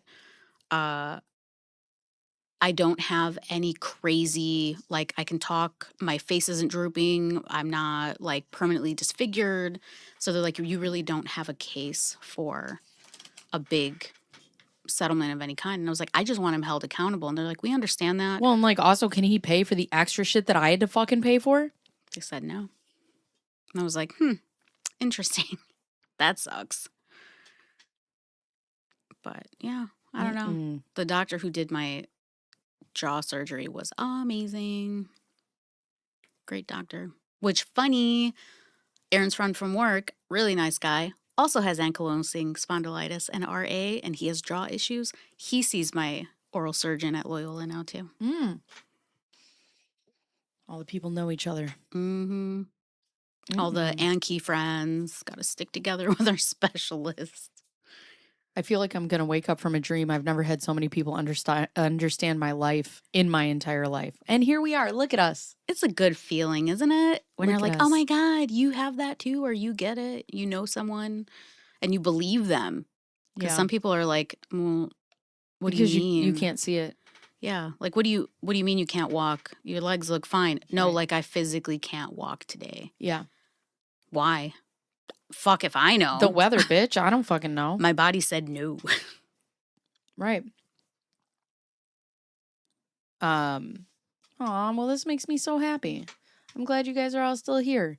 See, this is what I want to do. I want to just like talk about shit and look at the community we're raising here. But people do not understand hidden disabilities. No, they do not. Mm-mm. My mom bought a sticker and it says my disability is invisible. And I was like, that's cute. Also sounds make believe. The best validation is hearing someone say me too. Oh yeah. My jaw infection and sepsis happened in January and I'm still exhausted and have a lot of brain fog. Oh man. Yeah.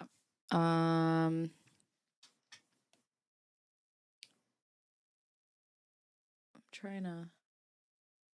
And that's crazy because your jaw surgery, you have to keep going back for a while until it looks clear enough that they're like, yeah, you should be good. Or if the bone, like mine, they didn't have to give me fake anything. Oh yeah, because it was going to be from a cadaver, right?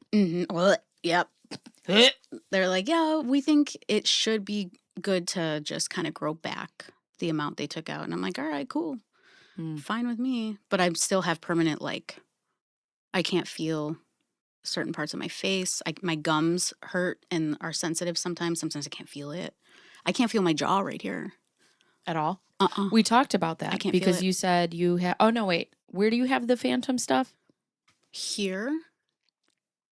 And the back of my tongue, which apparently is unrelated. Right, because we were talking about how I have the phantom feelings around my C-section Yes. scar. Yeah.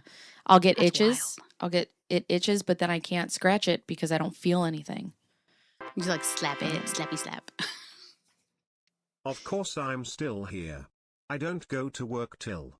Oh wait. Thank you for the 5, Laura. We appreciate you. Are you upset because we're not talking about you right now? I was Aw. wondering how you felt.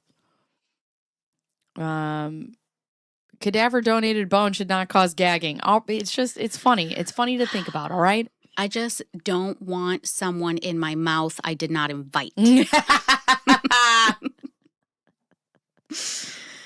I don't know you. I could use that on a shirt, which is like a dead body laying there. Oh, God.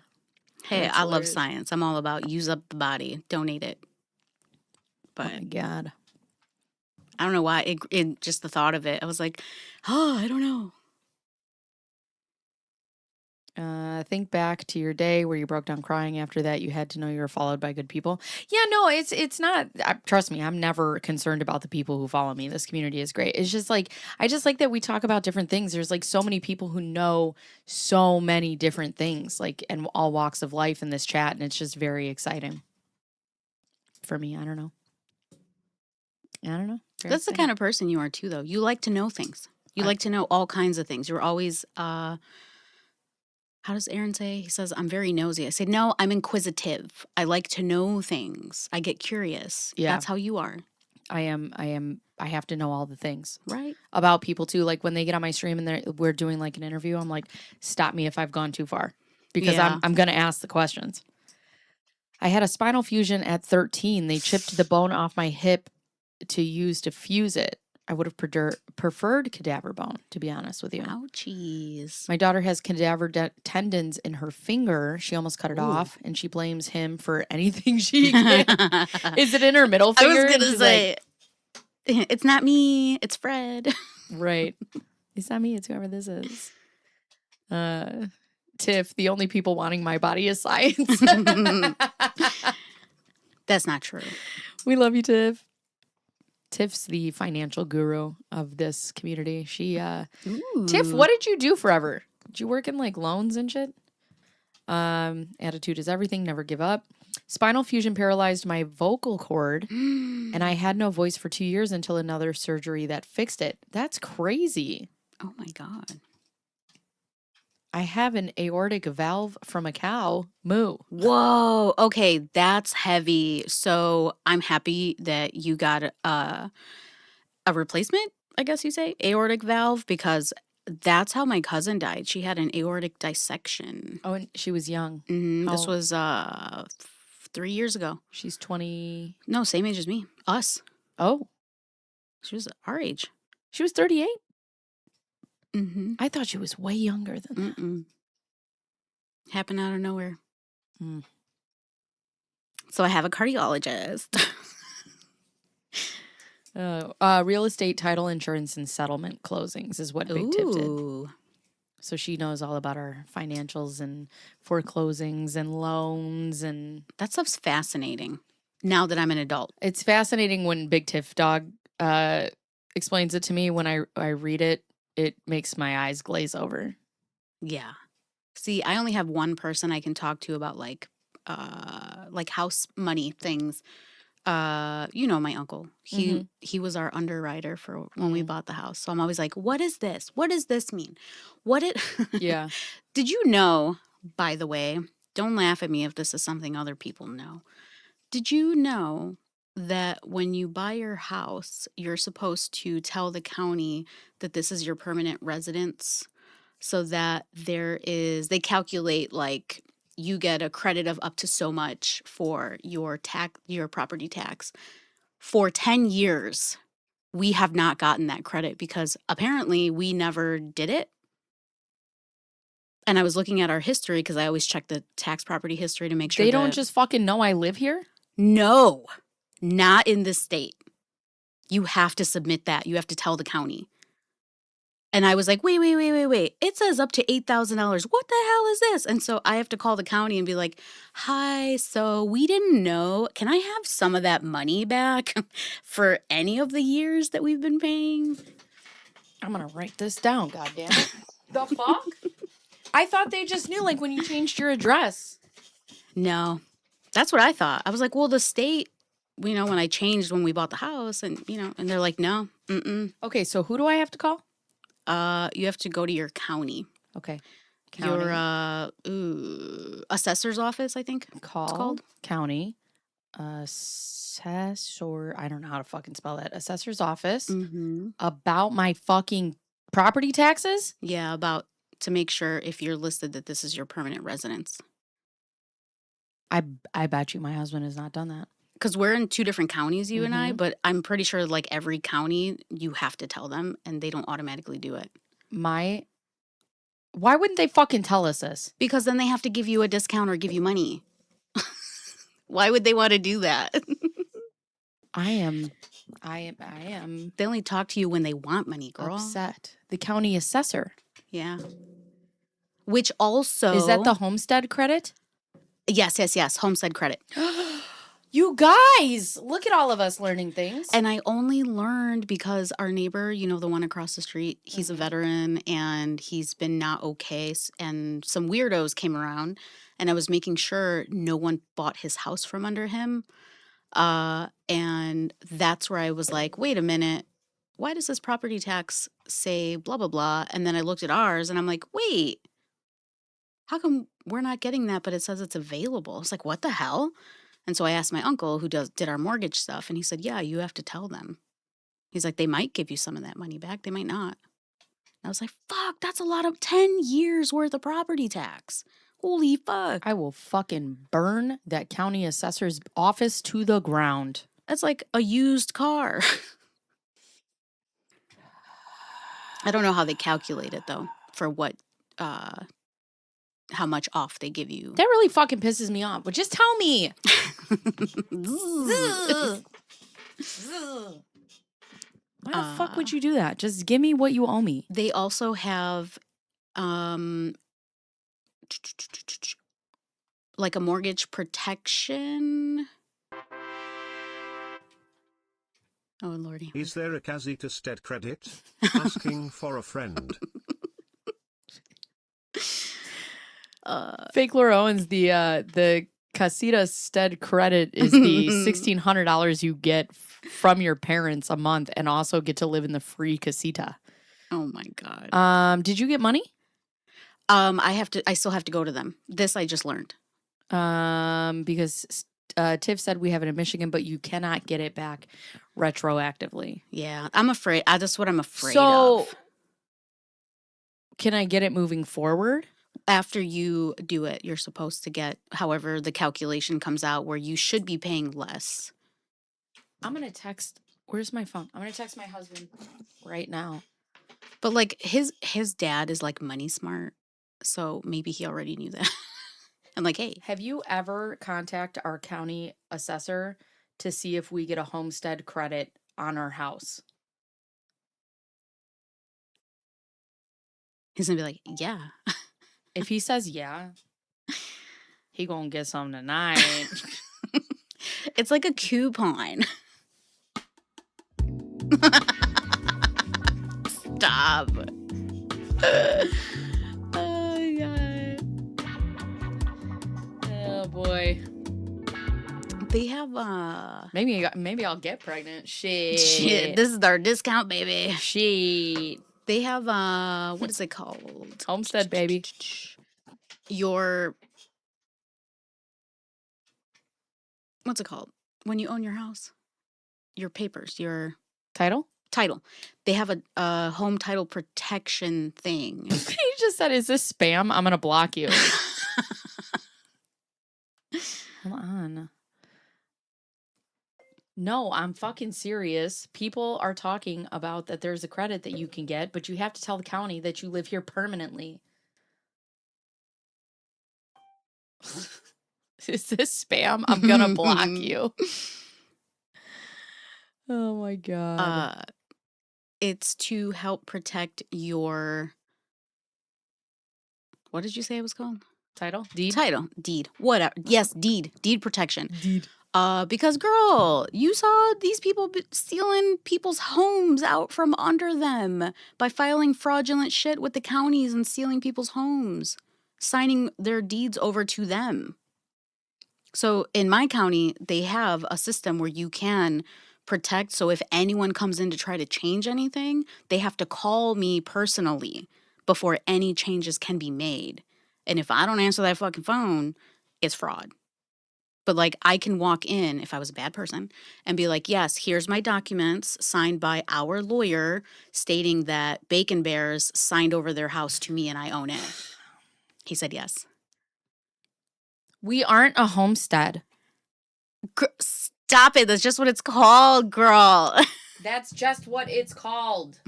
Do you want money back or not? Are we friends or not? That's just what... We're not a homestead. I'm going to kill him. Just start churning your own butter and the kids will be homeschooled. There you go. He's dead. He's dead. Dead man walking. It's a service you can sign up for to stop deed theft. Yes. I didn't know that was such a thing that could happen and that how crazy it's happening. And I think it's New York. Joke's on you. If this is your main residence, it is your homestead, sucker.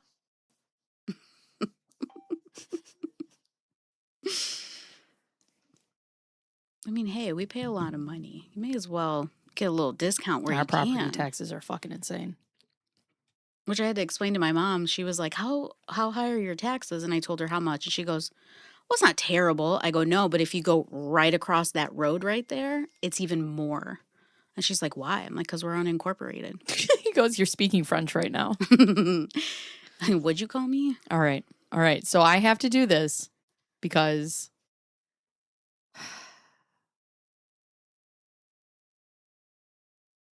You know what we should do? We should make a little pamphlet for new homeowners of all the shit we learn. You know what we should do is go online and be like, this is some big sister shit. Yeah, This is what we're going to tell you. Help protect yourself. Make your burden a little lighter. I should take a picture of my shirt and be like, take a look. It's in a book. The Reading Rainbow. There's got to be a book out there. Someone has to have written a book about, hey, 10, 12 things you didn't know. Group stream. Yeah, let's go, dude. We can just sit out here and be like, if you were my younger sister, this is what I would tell you. Yeah. I saw a girl laying in her bed. It was so funny. She was talking about hygiene. She's like, this is hygiene for people who don't have older sisters. And she was just talking about all the things with like normal hygiene that people don't think about. But it's like, and also moms just don't, you just don't pass on to that to somebody else because you don't think. You know what? I've learned that firsthand. Yeah. You assume they picked it up because they, like, however you bathed your child or whatever. Mm-hmm. They're like, oh, yeah, that's what you do. They're not fucking paying attention. Well, my daughter, it's so funny because yesterday she started showering. She started washing herself. Oh, so she's I'm a like, big girl now. I know. I was like, you got to get. Oh, no. little Ham has her start to call her nipples her ninnies. Oh my God, that's adorable. Have you ever seen what's it called? Impractical Jokers? Yes. Okay. So there's one where he lifts his shirt up at the Empire State Building. Oh no. And he smashes him against the glass and he goes, "Ninnies on the glass. My Oh ninnies my are on the God. glass." So it's so funny because now she said it. Aw. You two should make this a regular thing. Okay. We could do that. I'll do that. I think we've tried a couple times and then we're like, fuck, we're busy. Thank you so much for that, Ty. And yeah, no, I'll do that for sure. We can just put out some weird shit and do it on Fridays or whatever, or whenever. But it's so funny because I asked her, I'm like, so you're showering, just make sure you wash all your important parts. Mm-hmm. So whatever, I'm, going to wash her hair and conditioner because I want to make sure it's all rinsed out. And I go, "You get your Johnny?" I got. So she had to go back and watch again. But you're like, for me, that would be like the first thing you would Yes. watch, And for her, she's like, I forgot. Okay. Are you this spot, that spot, or are you head to toe? Okay, so I am get in the shower. Depends on what I'm doing. Is it an everything shower day?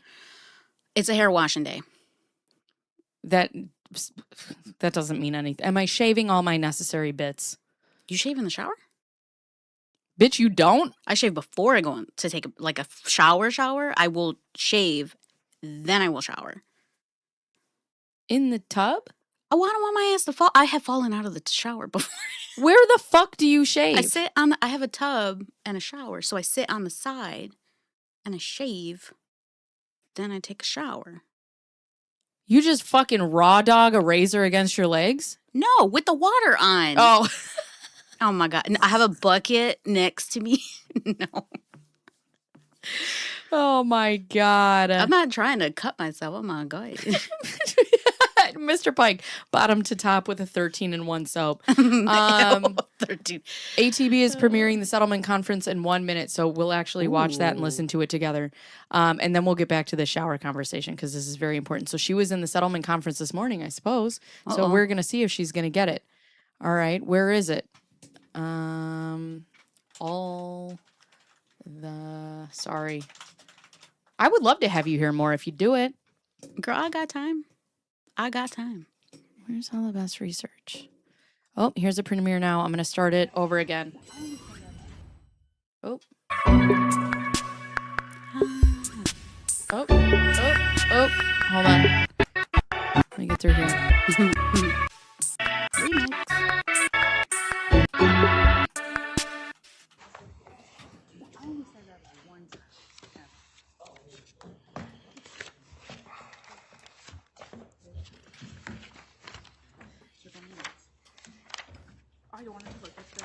This is CR 2025-007905, State versus Laura Michelle Owens. Time set for a final trial management conference. Can I get appearances, please? So this was this morning. Good morning. Morning, Christian Reed on behalf of Ms. Owens, who's present with me at the podium. Ms. Owens, can I get your name and date of birth, please? Laura Michelle Owens, 5/14/1990. All right, what are we doing today? Your Honor, I filed a motion to continue over the weekend, asking for the FTMC and trial debate to be continued 90 days and asking the court to schedule a settlement conference in the matter. We discussed that at the previous CCMC, and I'm hoping the court still has availability on August 28th. But Yep, I got that booked. Mr. Leiter's estate have a position on the request? No, in line with the settlement conference, we hope to resolve the case. That makes the most sense, Judge. All right, Ms. Owens, you're good with the continuance? All right, I'll find extraordinary circumstances, grant the motion to continue. If we could reset this about 90 days, please. Trial date would be October 28th, 9 a.m., FTMC October 21st, date 9. How is October 21st and October 28th? works for defense, Your Honor. That's fine. All right, Ms. Owens, you need to be in my courtroom on August 28th at 2:30 for a settlement conference. Then you have a FTMC October 21st, 8:45 before me. Trial assignments October 28th at 9 o'clock before the trial assignment judge. If If you fail to appear, a warrant will issue for your arrest. If you don't show up for trial, it could occur in your absence. Stay in touch with your lawyer. New last day. November 28th. Anything else you need to talk about today? What was the time on August 28th, Your Honor? 9 o'clock, standard trial assignment time. No, I'm sorry, for the settlement. Oh, that is at 2:30 p.m., August 28th. Thank you, Your Honor. Gotcha. Thank you. We're in recess in this matter.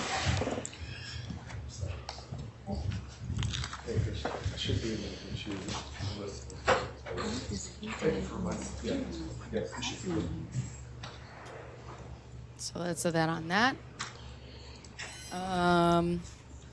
It's live streaming. Here. He's on like Teams.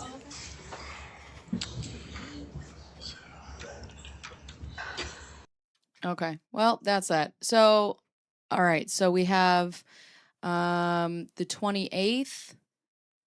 Okay, so we have August 28th at 2:30, October 21st for trial management, right? Or settlement conference. Another one. Or no, trial assignment. You know what I need is one of those desk calendars. Mm-hmm. They have really pretty ones at Barnes. I know. Settlement conference, October 21st. And then October 28th is my papa's birthday. But what is October 28th at 2:30 is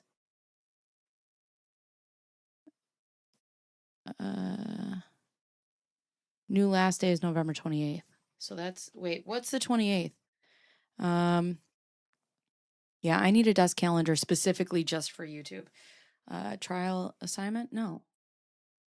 Oh, final trial assignment and trial assignment. Okay, so another trial assignment. A week away from each other. Trial assignment. And then November 28th is the last day for what?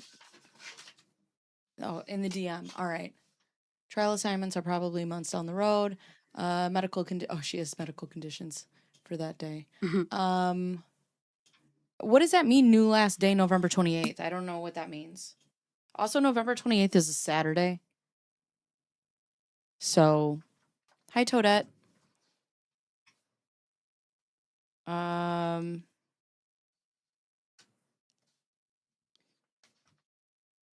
right, I'll just put new last day. But that's also, it's 2 days after Thanksgiving this year. New last day. Owens. For the sake of speedy trial. Oh, okay. I got it. So,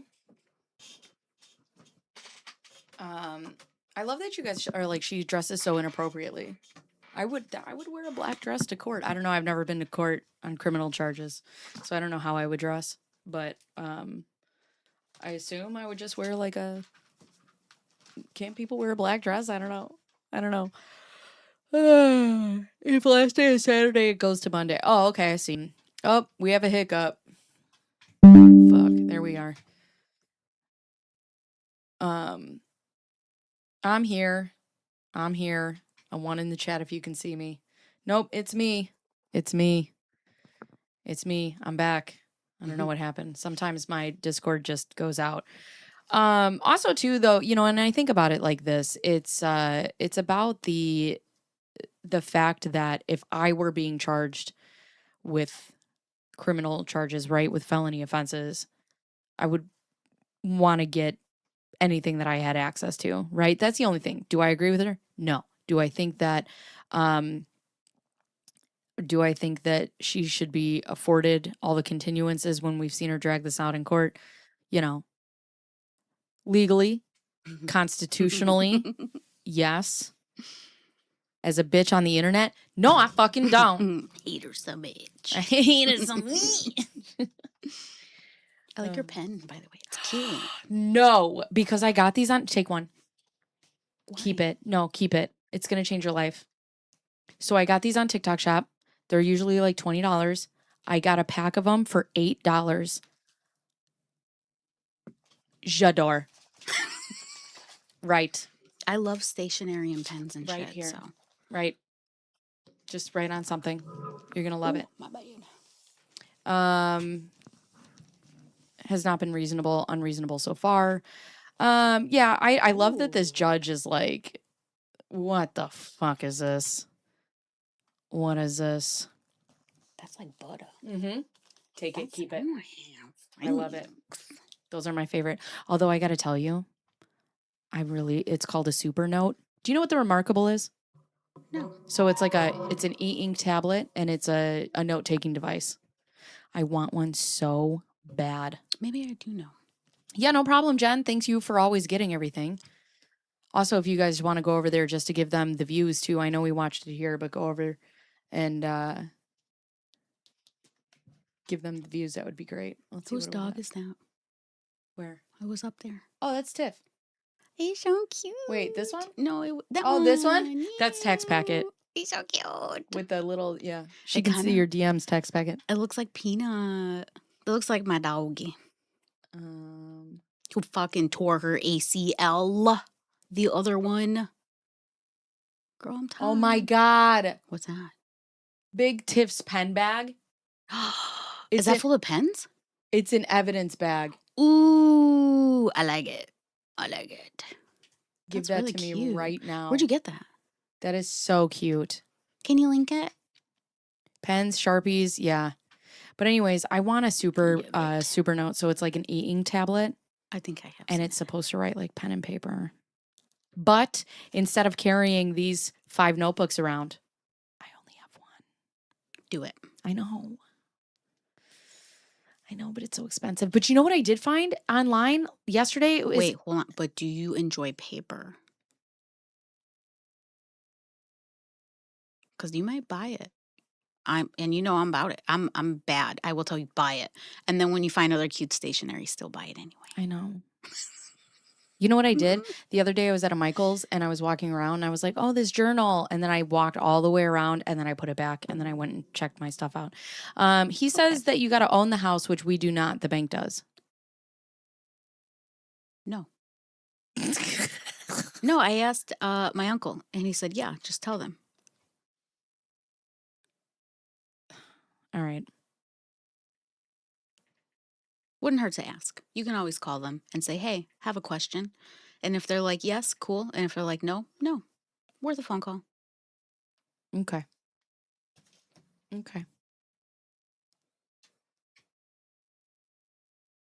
You own the house. The bank has a lien against it. Mm-hmm. Okay. Yes, ma'am. See? Look at Big Tip Dog. No. It's like getting an e-reader. It's just not a book. You know what? I like for example, like Kindles and shit, but I love paper books. I need paper. For fuck's sake. What? No, thanks, says, for fuck's sake. It's the confidence for me. I can't do boys anymore. Oh, God. All right. It's called homestead property. It's for a primary residence. Listen. Yeah. You know what I need to do? See? Tell them. I've been married to my husband long enough. I'm going to stop having this conversation. Yeah. Just drop it. And then I'm going to have it with a man. And then that man's going to have it with my husband. My husband's going to come to me and he's going to be like, hey, have you ever heard about this homestead thing? Yeah. That's how it happens. Oh. Yeah. Yep. Until a coworker or one of their friends says it. Then it goes, oh, yeah. Mm-hmm. No question. Yeah, no. No. After hours, if it's in your members or if you're a member, it's for members. I don't know why I said members. Members only. Mrs. Flux and I want to have a bee farm. That sounds scary. Ooh. Hi, Lydia. You know what I got in my yard right now? Speaking of bees. A nest. She's like, it's like a farm. We have a little friend. Actually, we have 2. They're cicada killer wasps. And they dig holes in the dirt around our cement patio. Ugh. And they bury a cicada and have their larva on it. So when it grows, it eats the cicada. They're like giant and they leave you alone unless you try to hit them. What the fuck? But yeah, they're fucking huge. That sounds horrific. Yeah. Don't like it, but I leave them. It's like every other summer they come back.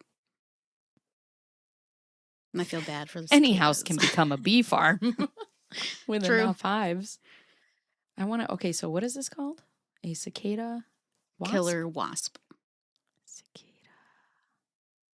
Cicada. John Cicada. So, oh my God, girl. So, hold on. One thought. Killer. Cicada killer. Eastern cicada killer. Ew. Let me see.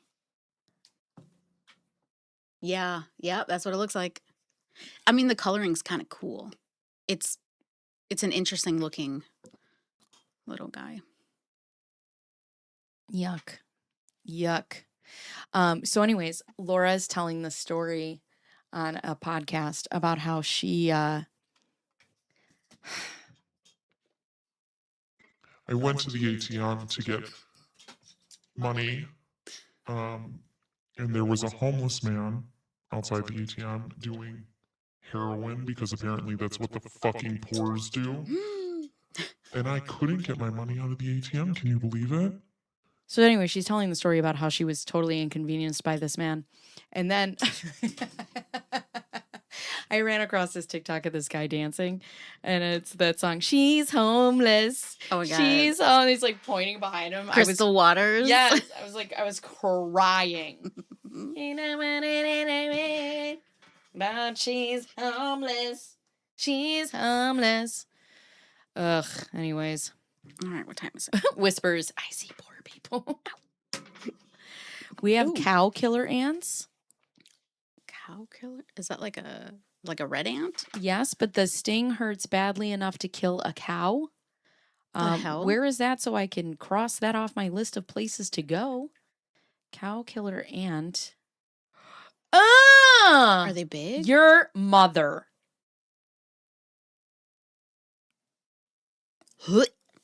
Oh my God. That looks like just dangerous. Just dangerous. It looks like it screams, I'm dangerous. Don't touch me. Like my face when I'm walking down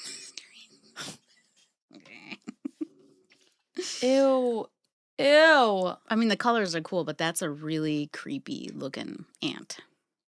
I need to know where that is. I would die. Hi, Steph. Those like Australian spiders. Those fuckers Shut the fuck up. Shut the fuck up. I can feel it on my feet. Shut up. Why you gotta go to the feet? Oh, Why God, I can the feel it because I don't have any fucking socks on. That's like, did you know blue crabs, they climb coconut trees? Do you know how big those fuckers are? They're this big. Look it up. If that's the name I'm thinking of. They're huge. They call them coconut crabs or something like that too, because they climb coconut trees. Hold on, I'm going to put my chat over here. God, I hate this subject. Coconut. Hold on, wait.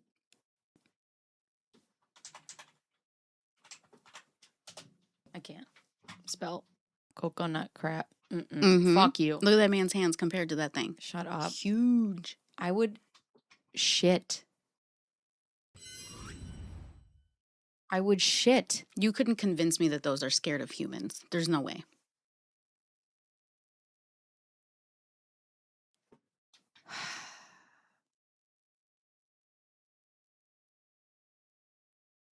Oh, is that what they're called in Australia? The huntsman spider?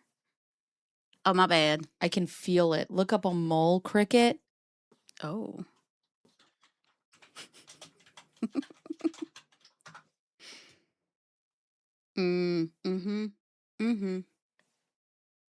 Yep. Where are those from? Everybody, next subject, please. Oh, I learned today orcas have ritualistic habits.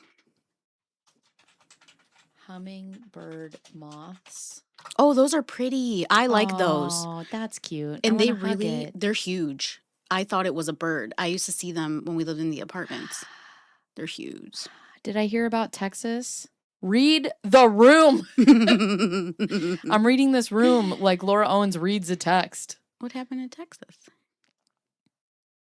What happened in Texas? Not something bad, I hope. I cannot continue to live on a planet where these coexist with me. Orcas move in packs and antagonize and destroy boats. Nothing new. No, they also they like bully other animals too. Yeah. I love that. I love orcas. I don't want to be anywhere near them. I used to be afraid of Free Willy. Really? Yeah, that movie used to scare the shit out of me. I love whales a lot and dolphins, but I am terrified of deep water. Oh, yeah, dude. We went to Cancun and we did this little like mini speedboat like trip. Everybody was like 2 people per boat. And it was cool. And they were like, yeah, we're going to go snorkeling and it's all roped off. There's no like, nothing dangerous is going to get you. Cool. So I have my life vest on. I jump in. I black out. Yeah. No, dude. After I had kids, like it didn't bother me as much before I had kids. And after I had kids, I went skiing. And I'm a pretty good skier, by the way. Shaking. I couldn't even stand up. I was shaking so bad. I'm like, just get me out of here. I can't do it anymore. Yeah, I'd rather be lost in space than lost in the ocean. Oh, God. To me, those are like equally as terrifying. We have those VR, whatever the hell it's called, the headset game thingy. And we did the space. It has like a space thing. That thing made me so dizzy because it was like. The Oculus? Yes. Yeah. Dude, it was so scary. I don't know how people do that. But when I'm dead, I would like my body put in space. That'd be cool. Shoot me out there. Pew! Then I'll become an bodysicle and just hopefully land on another planet. In 300 years, you hit Arizona. Oh my God. Oh, what would that even look like? Probably like a blob of who knows what by the time it melts. It's so funny. You're just like a little rock that fucking comes back into space and you just fucking nail somebody. Oh my God. Some kid's like, look, it's a meteorite. And it's got a fucking eyeball. It's just you. Gross. Okay. I gotta go to the store. And Have you heard of the bloop? That's why I won't go on a cruise. What's a bloop? Is it something in the water? Bodies infinitely expand in space. Oh, yeah. Oh, yeah. Okay. Can I just say? So I watch Big Think sometimes. I don't know what that is. It's a YouTube channel where it's like just all kinds of shit. And this guy was explaining quantum physics, which I've always tried my best to understand quantum physics. But you know how you can like graph something on like X and Y axis and it's like, ew, 3X and Y -3. And you know where it is. Like that's certainty. Oh God, what is it? Jesus. As you're crashing into somebody as a rock. Help me, it's me, Jessica. I'm in here.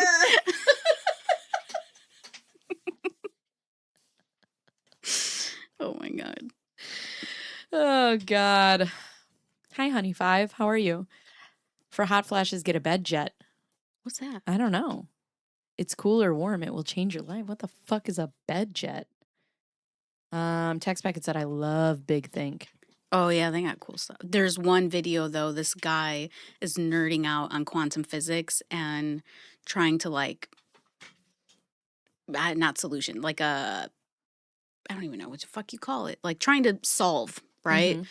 But in the environment, like, if they tried to show you a 3D model is in fucking sane. Like, my brain can't comprehend. You should watch that. All right. And I'm like, oh, my God. We live in like this really weird world where we just don't see everything. This will be great for you. Astronauts come back taller due to a lack of gravity. Ooh, I got my knees done. I was just going to say, did you get your knees done? Oh my God. I love that movie. It's hilarious. Okay, I got to go to the store because I got to get dinner for the humans in my house. All right, everybody, let's give a big round of applause for Rachel. Yay! Woo!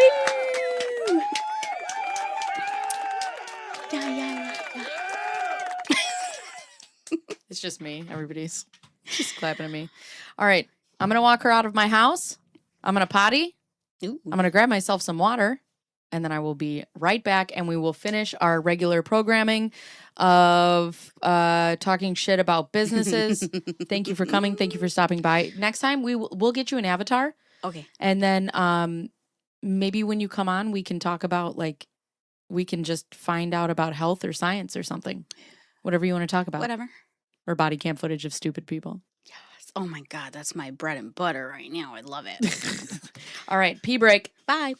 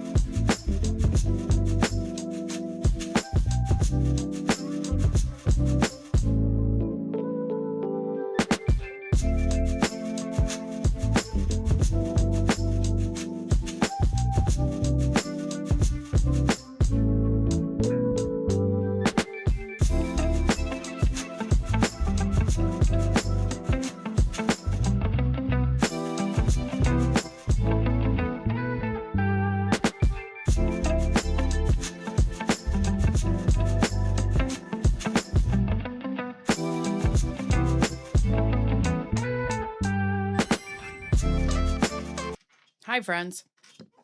I am back. Uh-oh. I have to turn off her microphone. All right. Guys, I got to tell you, I never thought that would happen. She is not one to be like in the public eye or talk to people like internet stuff. Anyways. All right. I am refreshed. I have some pistachios. I have some water. And I'm ready to get down to business. My dog, actually, she was under my feet for majority of the stream, and then she moved and she went upstairs. I forgot to show her to everyone. Am I quiet? Hello? Hello? Anyways. Did you use a generic streaming setup before buying your Rodecaster 2? I don't know what I used, actually, now that I think about it. Oh, I used a Vocaster. A little. Did I turn my mic down? I mean, I just turned it back up. I might have turned it down because she was here and like I don't have it set up for multiple people. So like I didn't want you guys to be able to hear her into my mic and me into her mic. But now I have it up as far as I can. So yeah. Fire it up. Oh my God. I'm reading at the red right now in Rodecaster, so I don't want to peek. I don't want to peek. All right. Let me get back to what we were doing. Guys, thank you for letting me just like do whatever whenever. Like I love that we were all able to have Rachel here and it was fun and then that was it. Like it's just cool. And then we'll get back to what we were doing. Like I know a lot of people come here for one specific purpose, only and then some people are here just to see what happens. But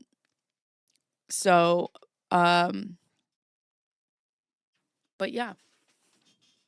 Yeah, I enjoyed it. Also, I think talking about women's health, I think is important, and like there's so many things I'm finding out now at 40 that I had no idea about. And I want to teach my daughter and also like, yeah, we shouldn't have to not talk about these things because we're women. So anyways, back to this mess. All right, where are we? We were at this. And we were talking about Friend Talk is great mental health care. Yeah, it was great. And also too, like I want like,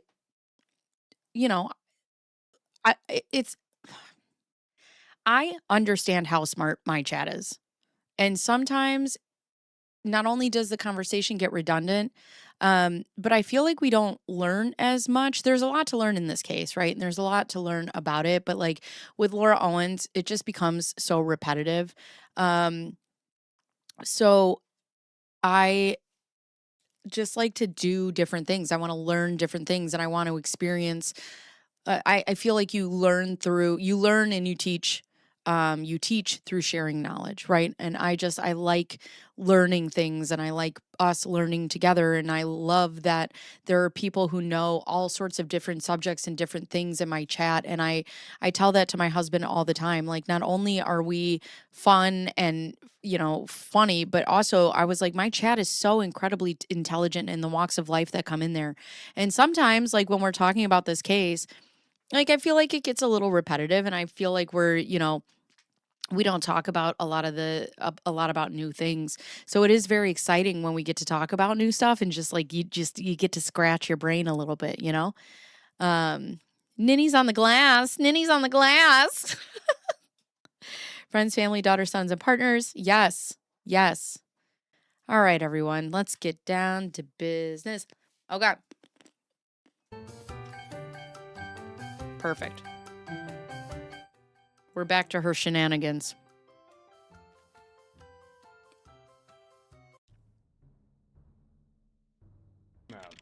Nope. It's not what I needed.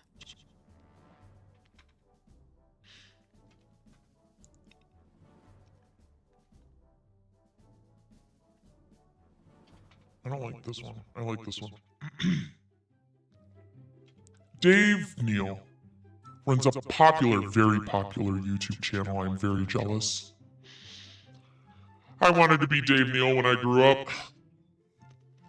He has posted about me more than 20 videos defaming me. He has purported to have information related to my current and prior pregnancies that is false. His sources are two men I have restraining orders against, and who see Mr. Neal as a resource for them to get justice against me. As a result of his content, I have received hundreds of harassing, threatening, and intimidating comments from his fans on his channel and his Reddit supporters, as have my family and their social media pages. I want to ask an honest question because I personally have never seen it. I understand, like, this group talks about this all the time, right? I've personally never seen anybody be threatening or intimidating. Like, I've never seen that. I know I've heard that the mods on the Reddit are super strict. So, like, has anybody seen that in real time? I don't know. Just let me know. We don't claim them. I see. He has incited Schlemazel. He has incited them to rally against me for no reason. The issue at hand is a paternity case between me, a 33-year-old woman, disabled woman? Question mark? And Clayton Eckerd, a 33-year-old man who was on the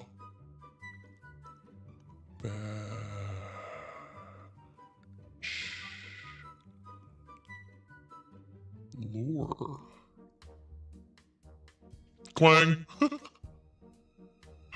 Oh, God.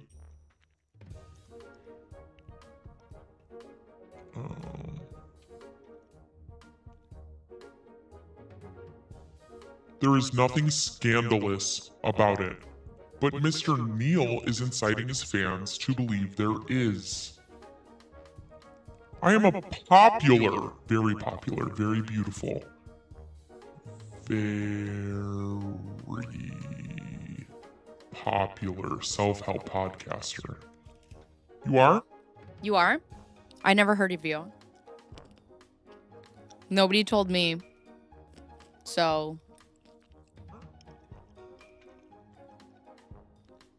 And since Mr. Neal began his smear campaign, it has received dozens of negative reviews, all citing the false information he has spread about me. Luckily, Apple Podcasts agreed to remove it because these reviews were clearly unrelated to the podcast and its content. I am also a domestic violence advocate and TEDx speaker on the topic. After being the most watched, shut the fuck up. Are you kidding me right now?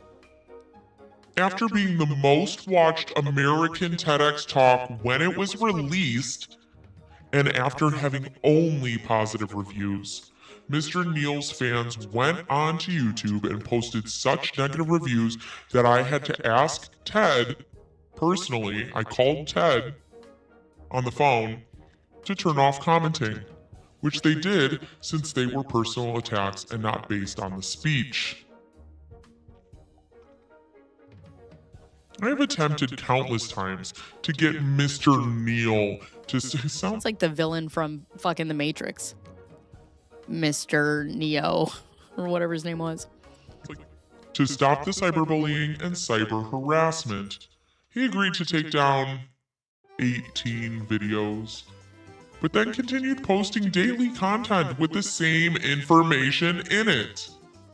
He also continued to say that he will repost the 18 videos he took down.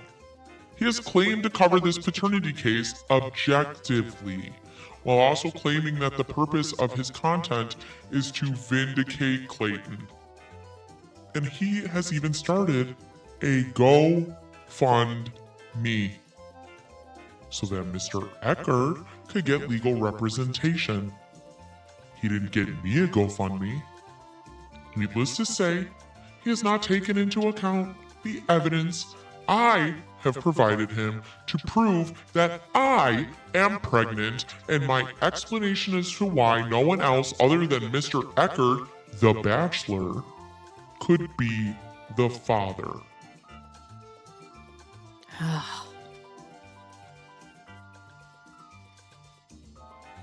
Oh, Mr. Anderson. Right, Mr. Anderson.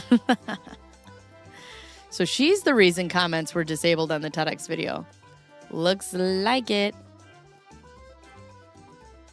She included out-of-context threats in Rob's OOP case, but she and Jan have always made it sound like there was constant death threats. Only she knows what goes on. Does she? Does she? I'm not even sure she knows anymore. He has gone so far as to insinuate that I intercepted a blood sample in Tennessee that I had given for prenatal paternity testing in Arizona, when in reality the sample was stuck due to weather issues. He's a comedian. Ha ha, I don't know what that is apparently. Makes jokes called satire.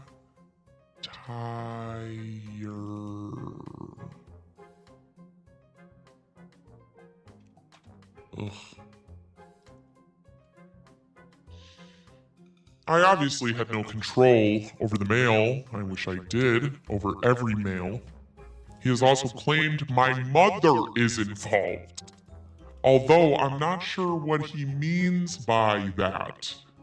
Mr. Neal has said that as a comedian, he is worried that I will come after him physically, when I have never had any charge against me in my life.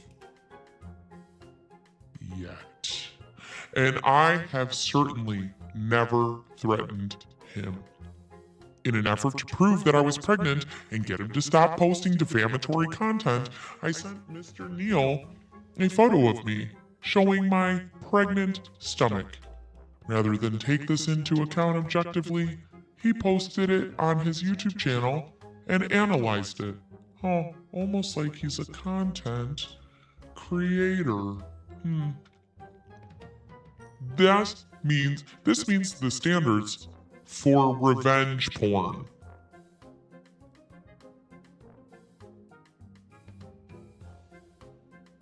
No, it does not. This is not revenge porn. This is you with your shirt off. You're covered. If any one of you ever post about me on the internet, I am going to call it revenge porn. Tiff is streaming right now. I'll kill her. Why wasn't I invited? What is she talking about?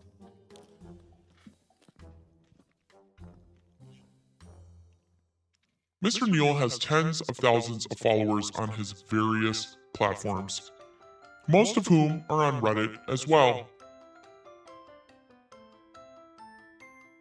The hearing? What hearing?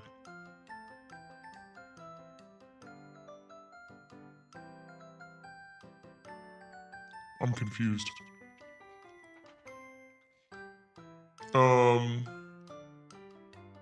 Mr. Neal has tens of thousands of followers on his various platforms, most of whom are on Reddit as well. I have received thousands of messages that the average person who would be horrified at, as they are not only insulting and intimidating, but also threatening. He is aware of this, but he seems more motivated than ever to continue his smear campaign, and he is gaining followers and income from it. And I'm still broke. Oh, I thought she already streamed that. Oh, she got the doc dump. Oh. Oh, Patrick is on too? Oh, okay, cool. So they're just fucking partying without me? I'll literally kill everyone.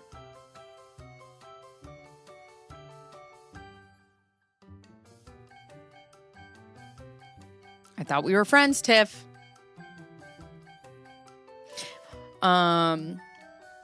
He's even asking his fans to contribute money so he can continuing uncovering the truth in what is nothing more than a paternity case between two people in their 30s. We're going to war? As a result of Mr. Neal's conduct, I've experienced extreme anxiety, depression, and increased stress, which is the last thing I need while being pregnant with twins.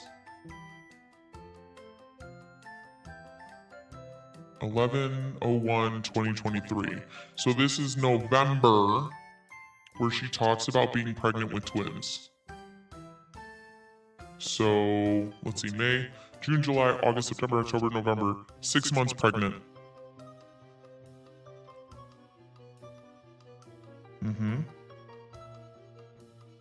It's not healthy for me, nor for the babies. I have experienced to him that I have even felt suicidal as a result of cyberbullying and cyber harassment by him and his followers. Despite this, he has refused to stop. I am desperate for him, too, so I am seeking an IAH against him as a last resort. I request that Mr. Neal is forbidden from posting information related to my current and prior pregnancies, which is related to my personal health. I have had 2 abortions that he has reported on as well that have caused me to be harassed. I would request that he no longer report unverified information about me. It's all been verified, hasn't it? Hasn't it? Hasn't it? Oh, she must be mad, girl. She sent me a link? What are we doing here? What the fuck is going on today? God bless America. All right, guys. Here's what we're going to do. We're going to go stream with Tiff and Patrick. Okay? I love you guys. Make sure you subscribe, like the stream. We're going to go bother Tiff. I'm trying to talk to Bacon. All right.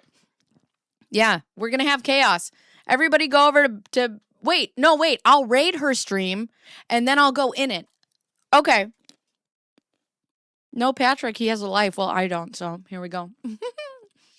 All right, hold on. Let me go. Let me see if I remember how to do this. Okay, we go into edit. No. We go into here. No, that's not how we do it. Fuck.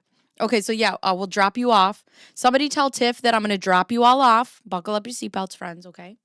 I'm going to drop you all off, and then I'm going to go over there myself and play. YouTube Studio Custom, then something. God, Hound Servant, you're so good. All right. YouTube.com. And then I go in here, YouTube Studio. And then I go Content. And then I go over to the content that is happening. And then I go into the Edit tab. And then I go into Customization down there. You're right. You're right. And then we search Big Tiff Dog. She's already in there because I'm subscribed.